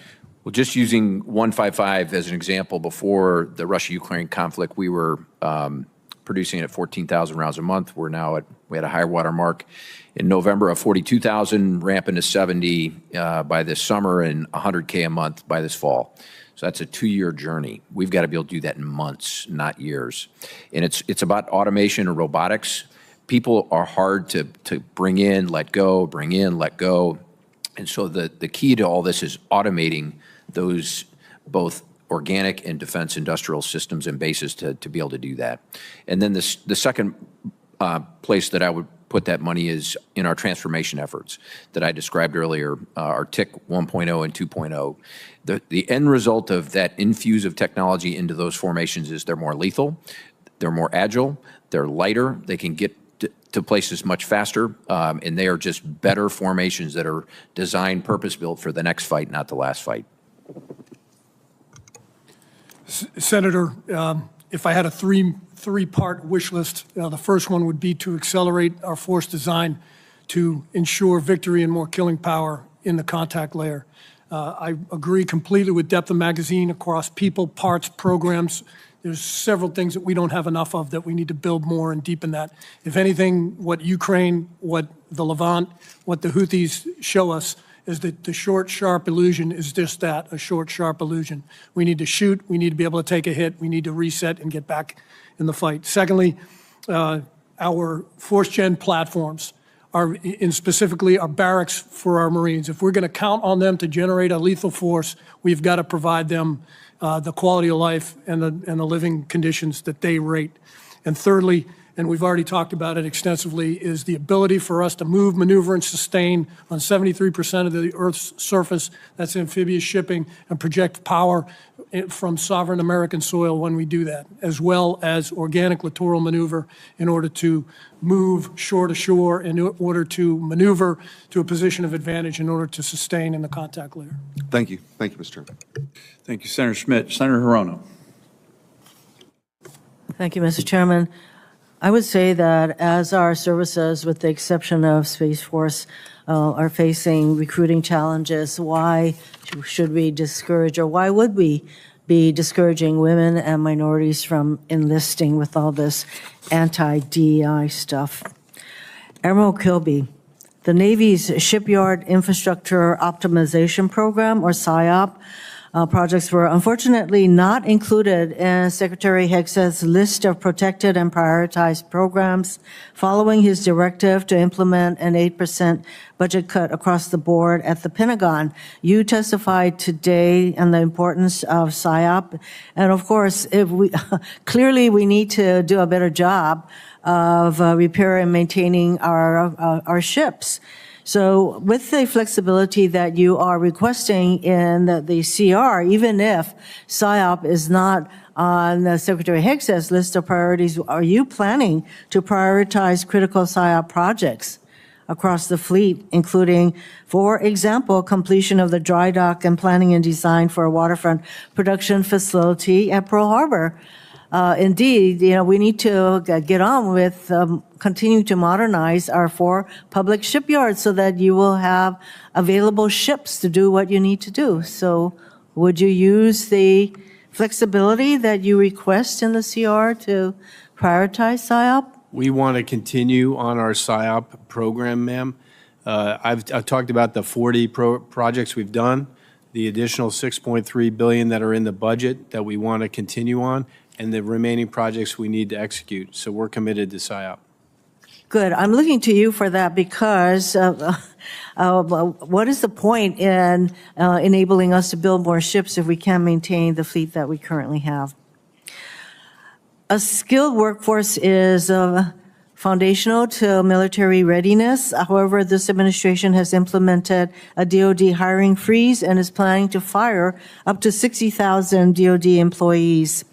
DoD is eliminating people across the spectrum, from firing general and flag officers without cause to removing new and motivated employees. These would be the employees who had just gotten hired and are being trained. And you would think that we would want to keep those folks, but the people in probationary status are among the first to go, as happened across the administration.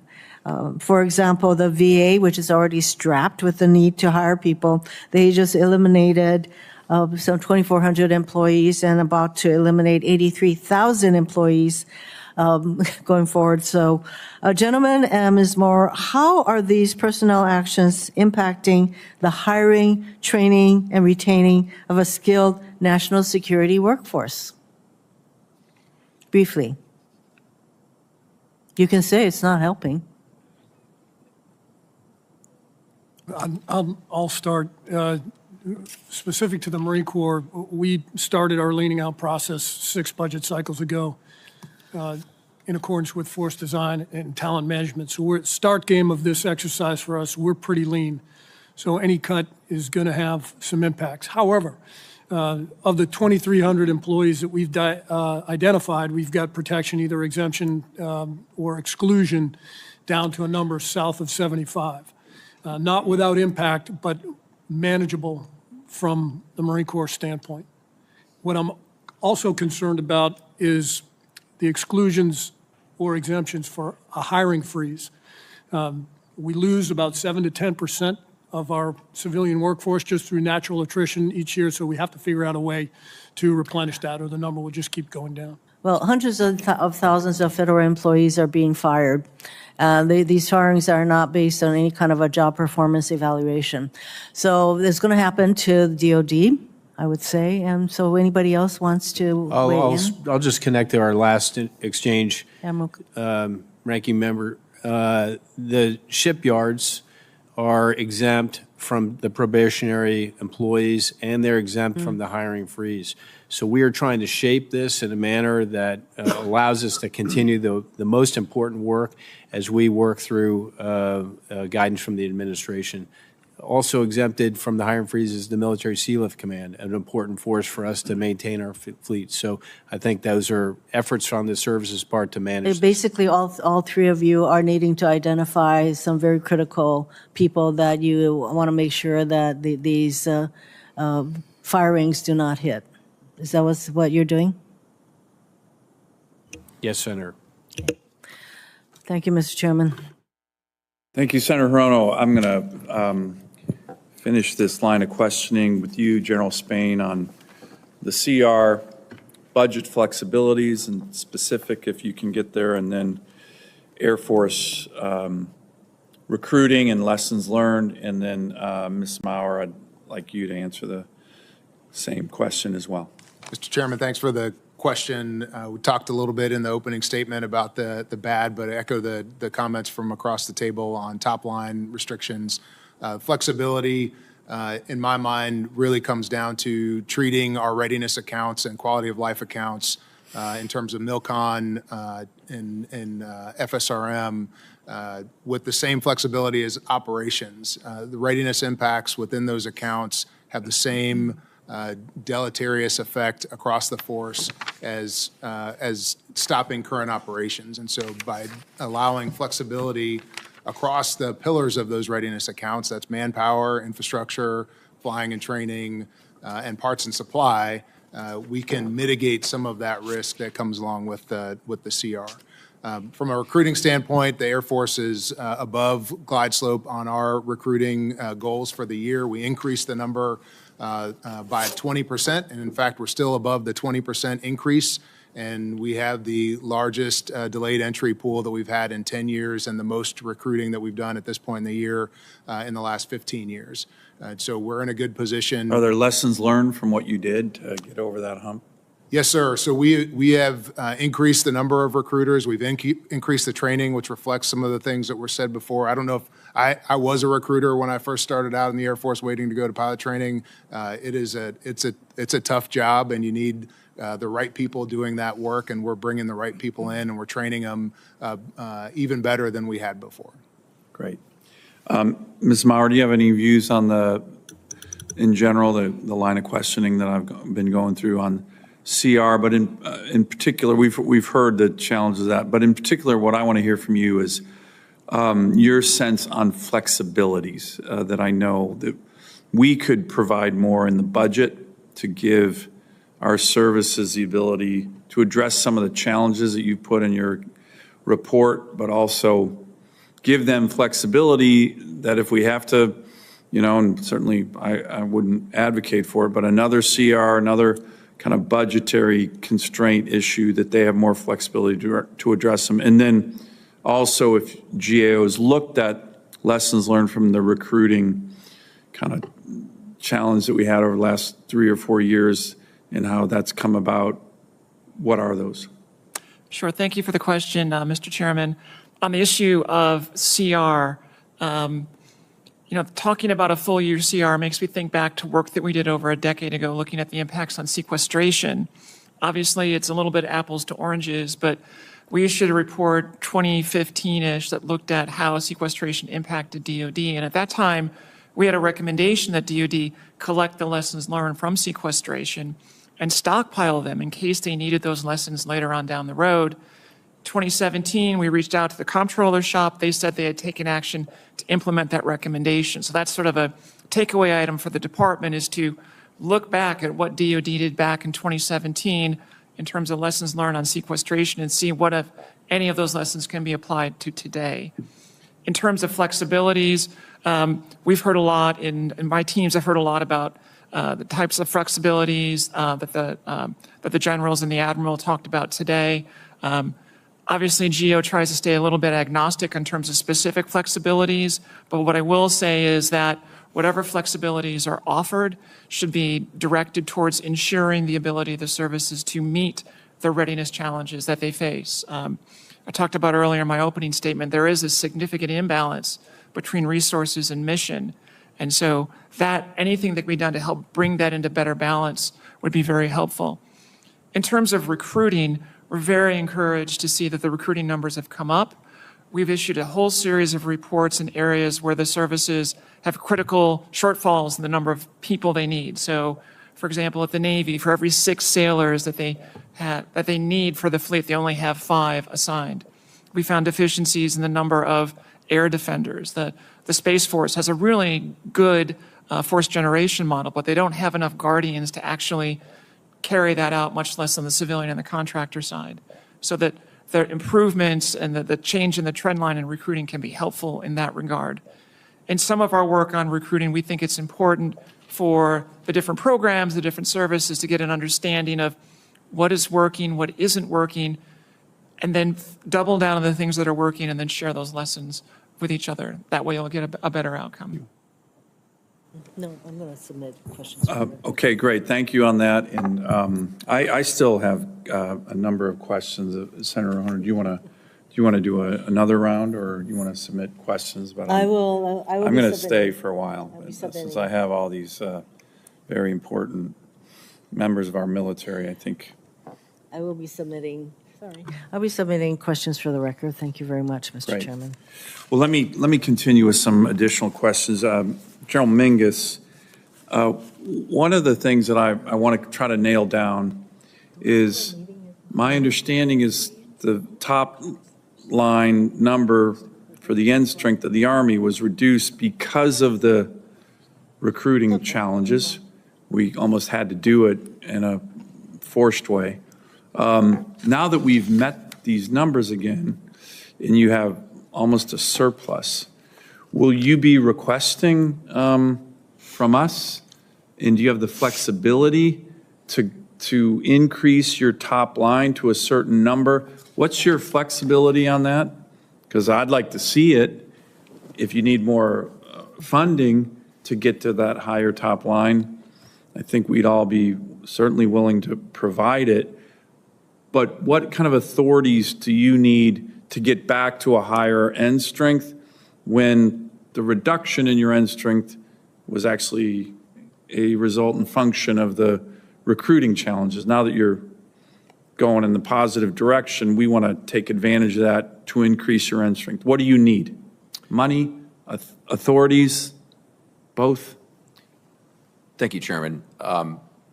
Money, yes, in the Milpers account, because what we asked for in this year's budget was an appropriations for an end strength of $442,000. What I believe will happen if the trajectories remain consistent with where they're at today, we're going to end this year somewhere between $449,000 and $452,000. So almost $10,000 over what we believe will be appropriated from a military pay and allowance account standpoint.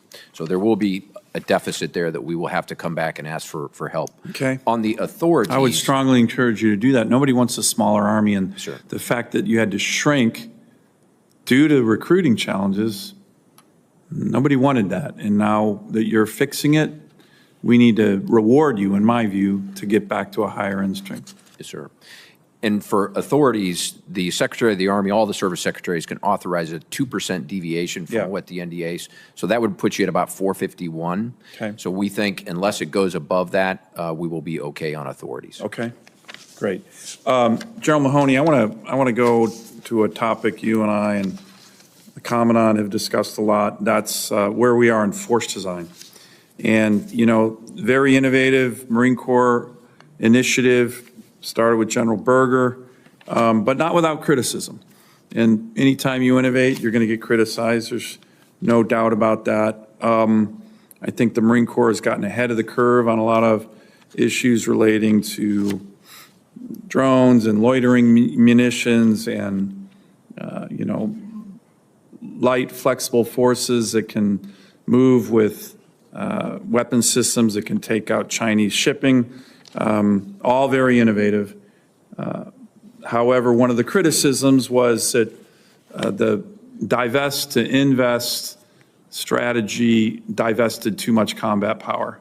In the Marine Corps' primary mission of a 911 force with amphibs to go anywhere in the world at a moment's notice to kick in the door with sufficient combat power was reduced. And a lot of criticisms came from, you know, within the family, retired four-stars and retired commandants and retired very well-respected Marines. So that's a difficult balance. I remember a hearing that we had a couple of years ago on force design where, you know, I asked one of the top Marine Corps officers, hey, look, you do an amphibious invasion and then you get 3 miles in wherever you are and you have to cross a river.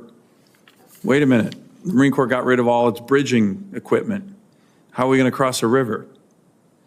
The answer, I think, if I remember, was we're going to call on the Army. Now, I love the Army, but in the Marine Corps' tradition, calling on the Army was not something that we typically have done. So where are we on the balance? Where are we on things like bridging and route clearing? Where are we on things like artillery, infantry, which we cut, the Marine Corps cut a lot? And do you still think this criticism, which came from some very, very well-respected Marines,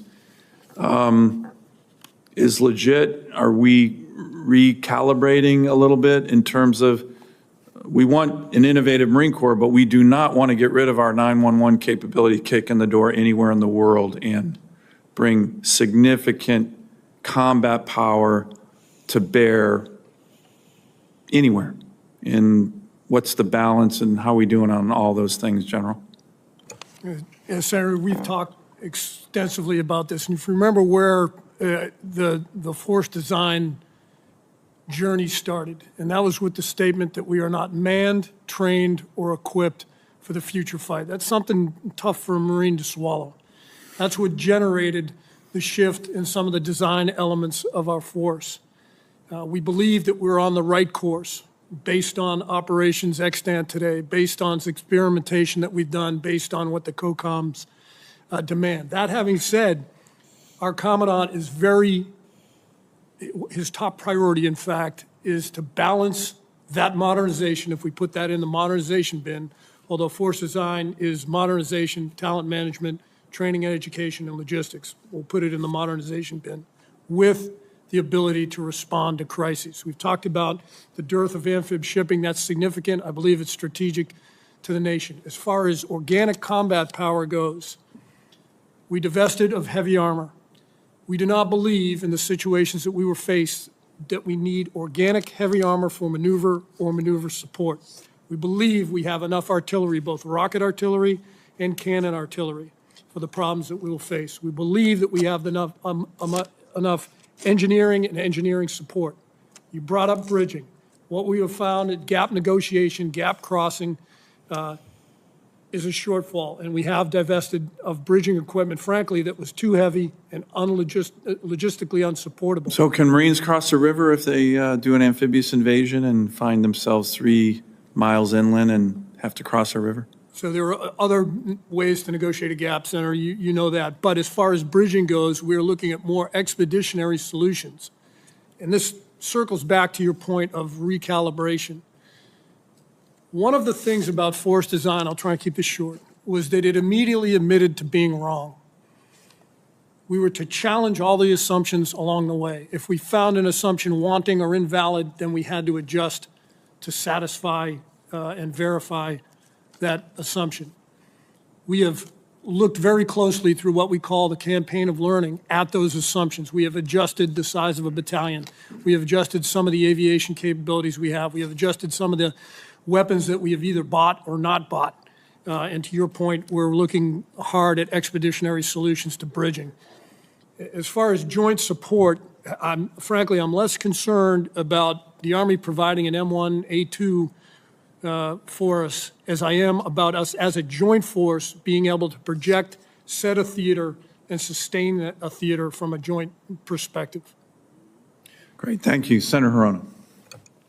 Thank you, Mr. Chairman. In 2019, the Secretary of Defense discontinued certain tasks at the border after determining that service members were not performing military functions, and the continued support would negatively affect military readiness and morale. I think that is an important aspect of what is happening, the impact on morale.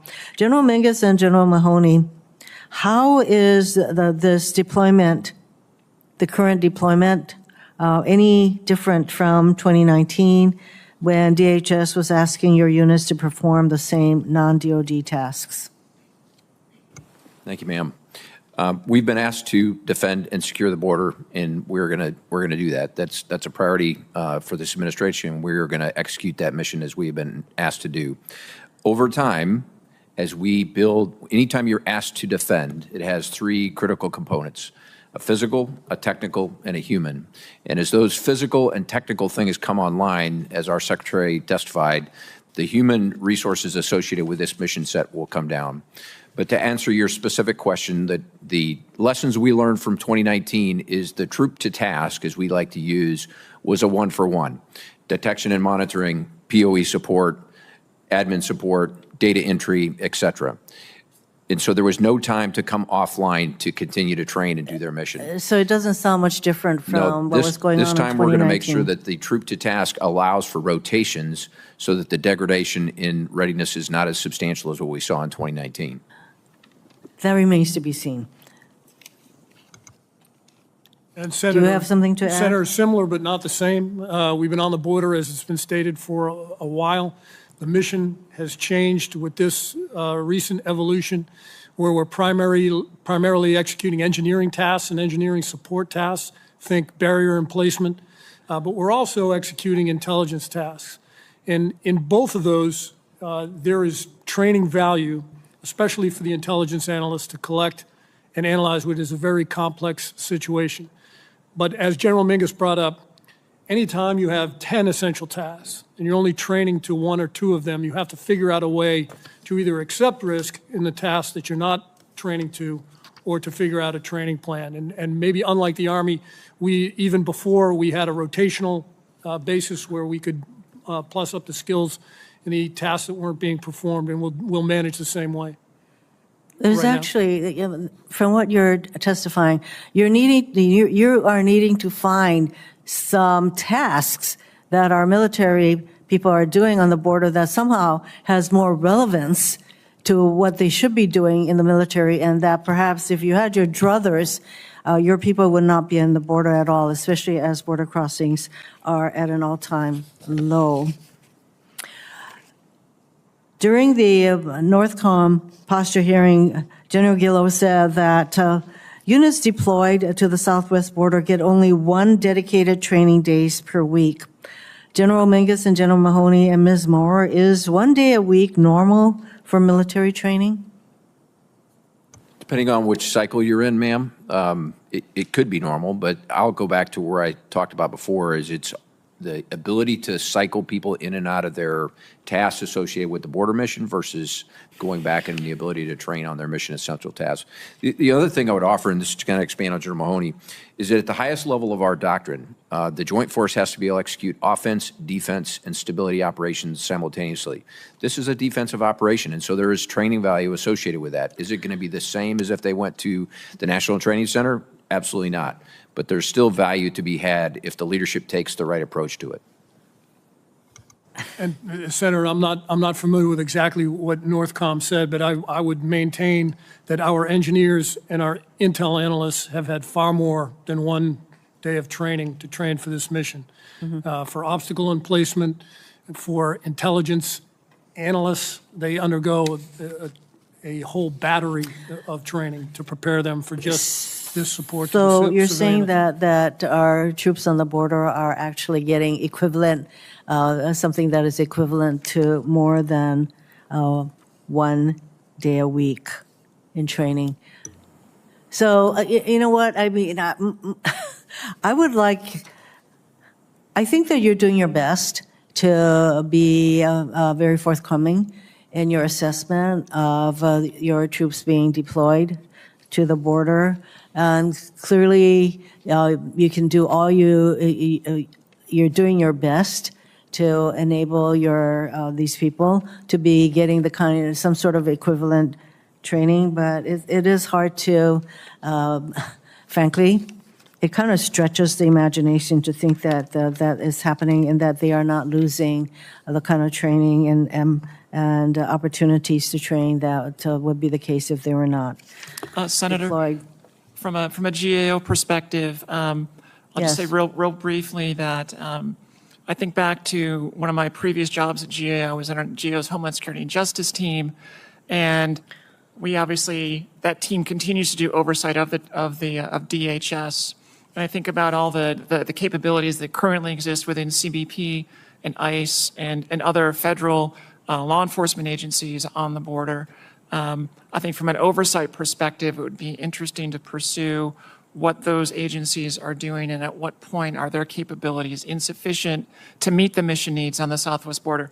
Now, we're not looking specifically at that topic right now, but I think that's something valuable to think about. But from a readiness perspective, one of the trends we've seen over the years is there can sometimes be a tendency to look to DoD to perform functions that can also be performed by the domestic and civilian agencies.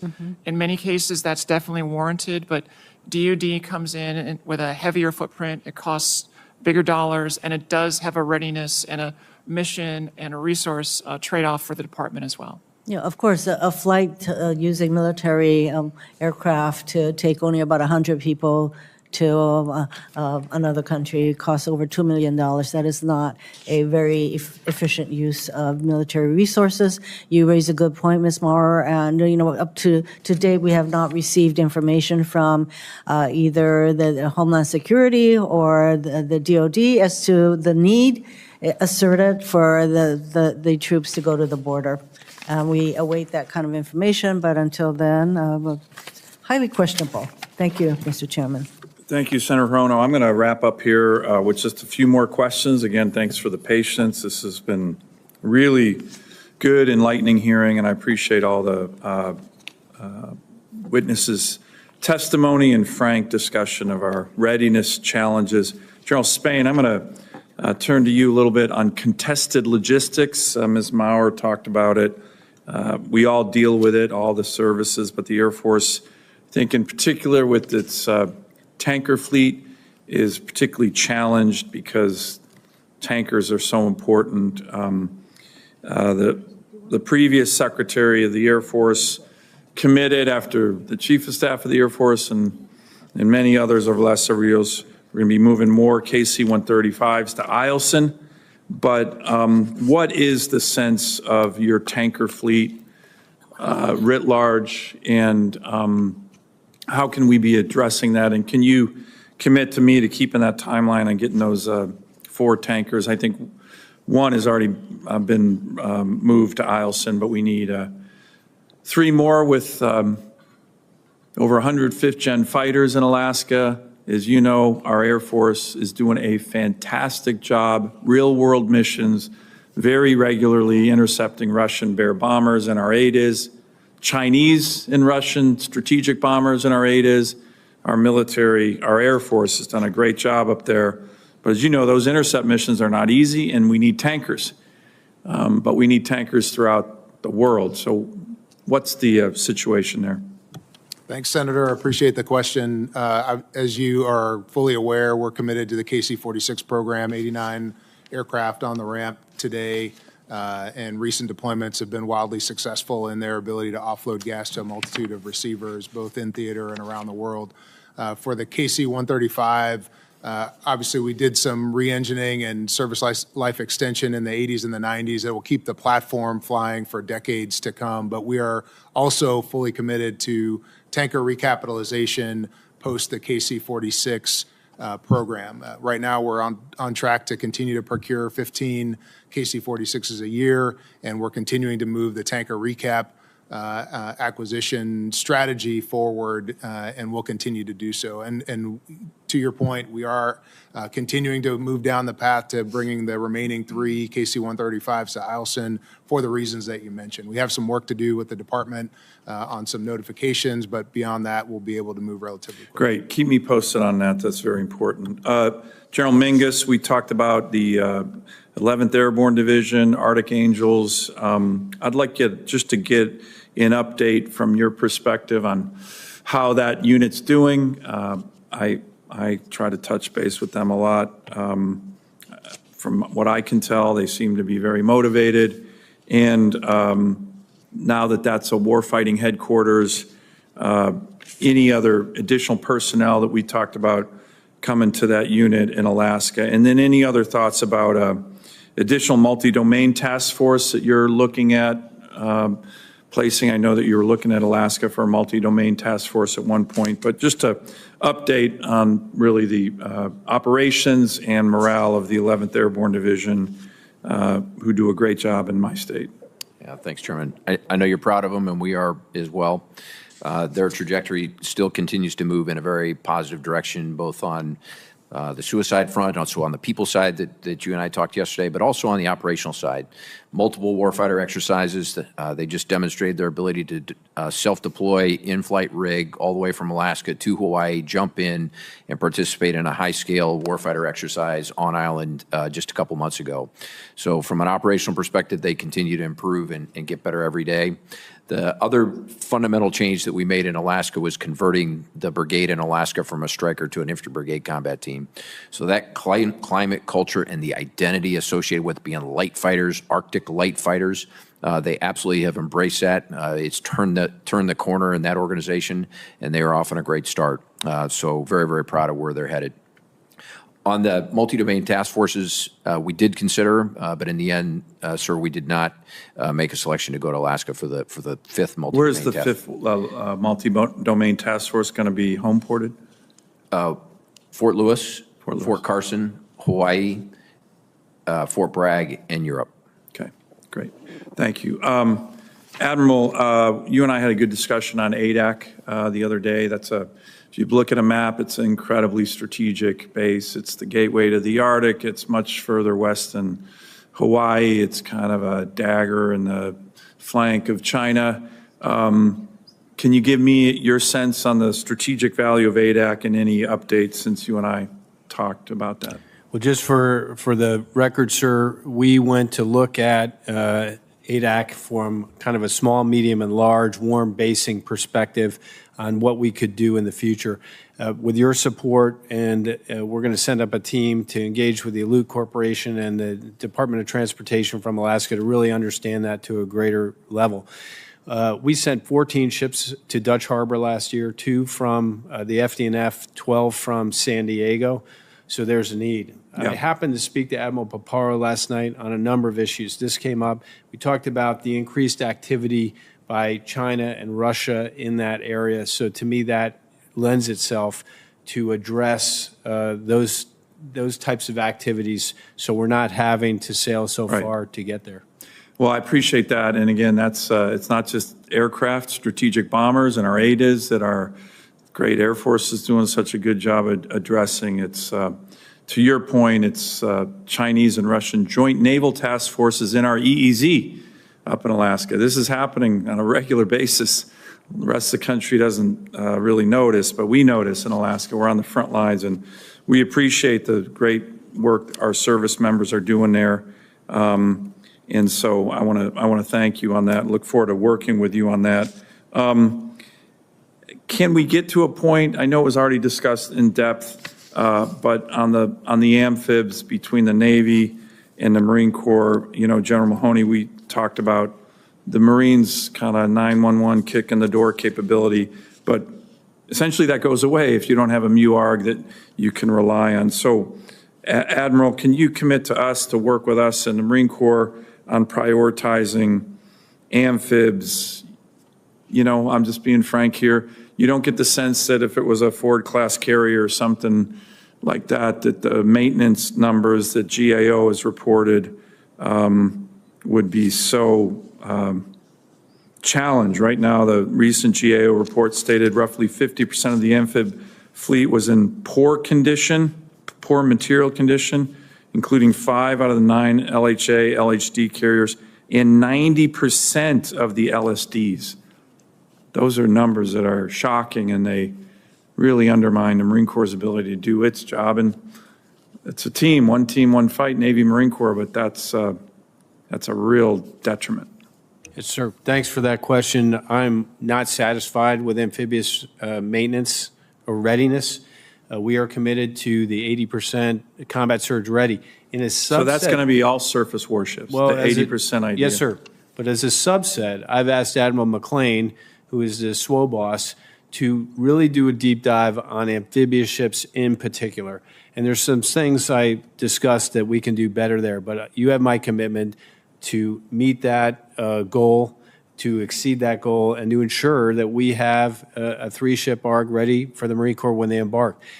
As a result of the Boxer and WASP challenges, LHDs, that you mentioned, I directed a study in last April, and I reviewed that study in November, and there's some actions we're taking to get after that, splitting up the flag responsibilities of CNMRC, which is a maintenance command as of today, and C-21.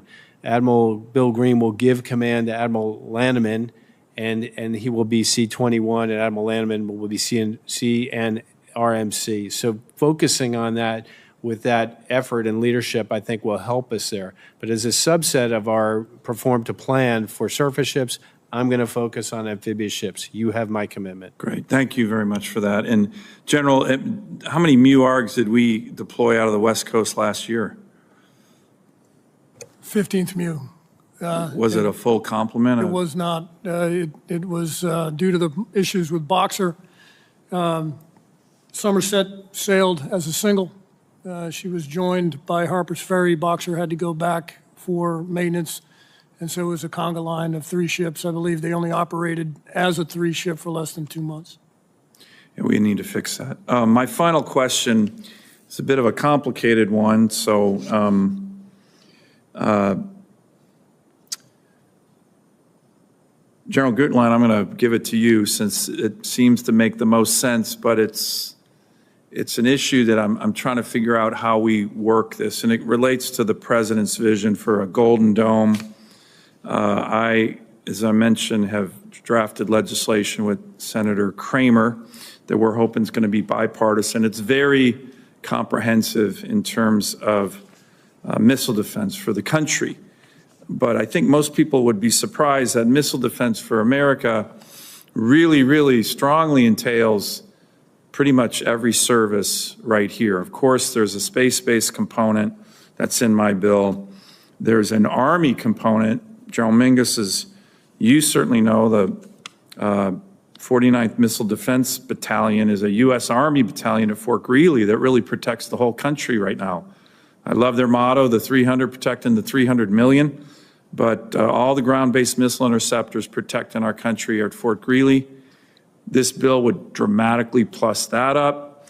Admiral, this bill has a lot of Aegis Ashore focus in Hawaii, for example, and other places. So, and then, of course, General Spain, the Air Force plays a huge role in missile defense. So my question is, as we're working on this, I brief Mike Waltz on our bill, I brief Secretary Hegseth on our bill, I've even briefed President Trump on the legislation that we put together after the executive order came out.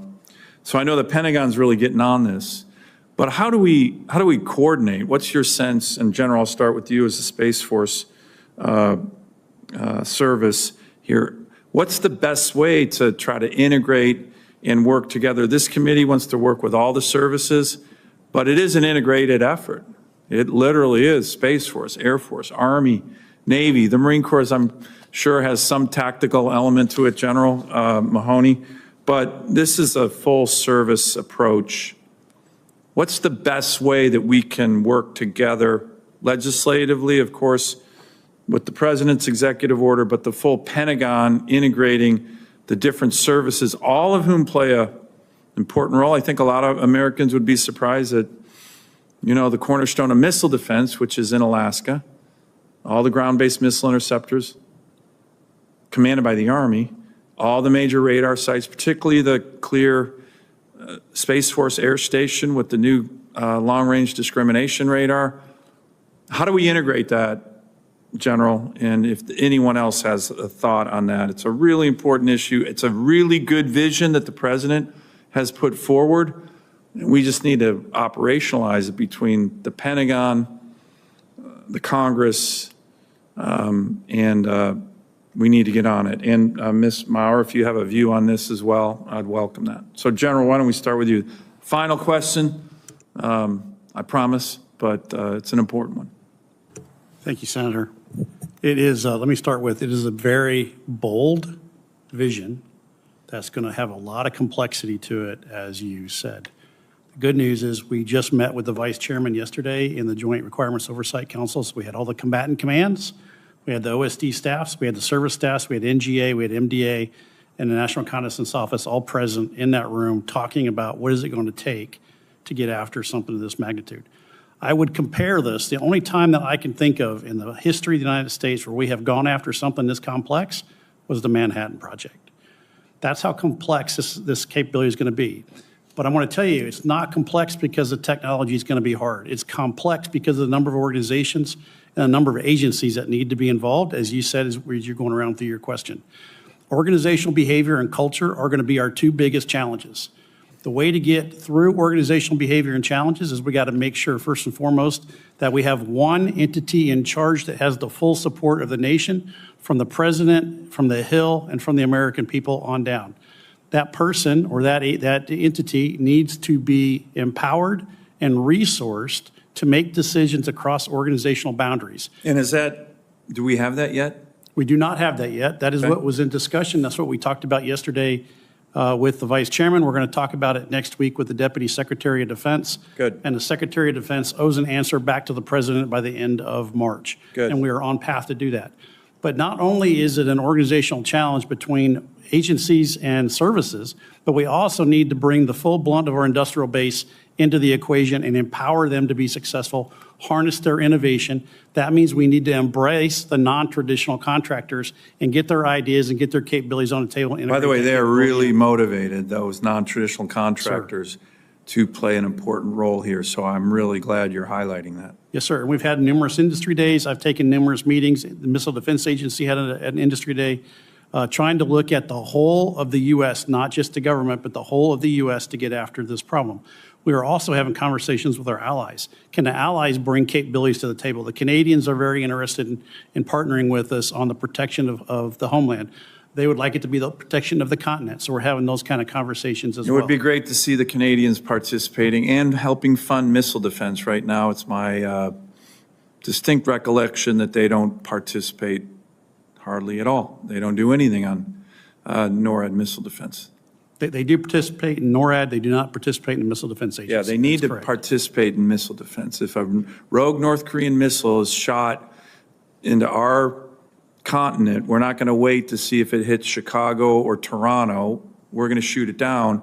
Canada needs to step up like they haven't been on defense spending. It's been woefully inadequate as a wealthy NATO member, and they need to do it on missile defense too. I've been pressing the Canadians for years on this. They don't put any money into missile defense, and it's not acceptable.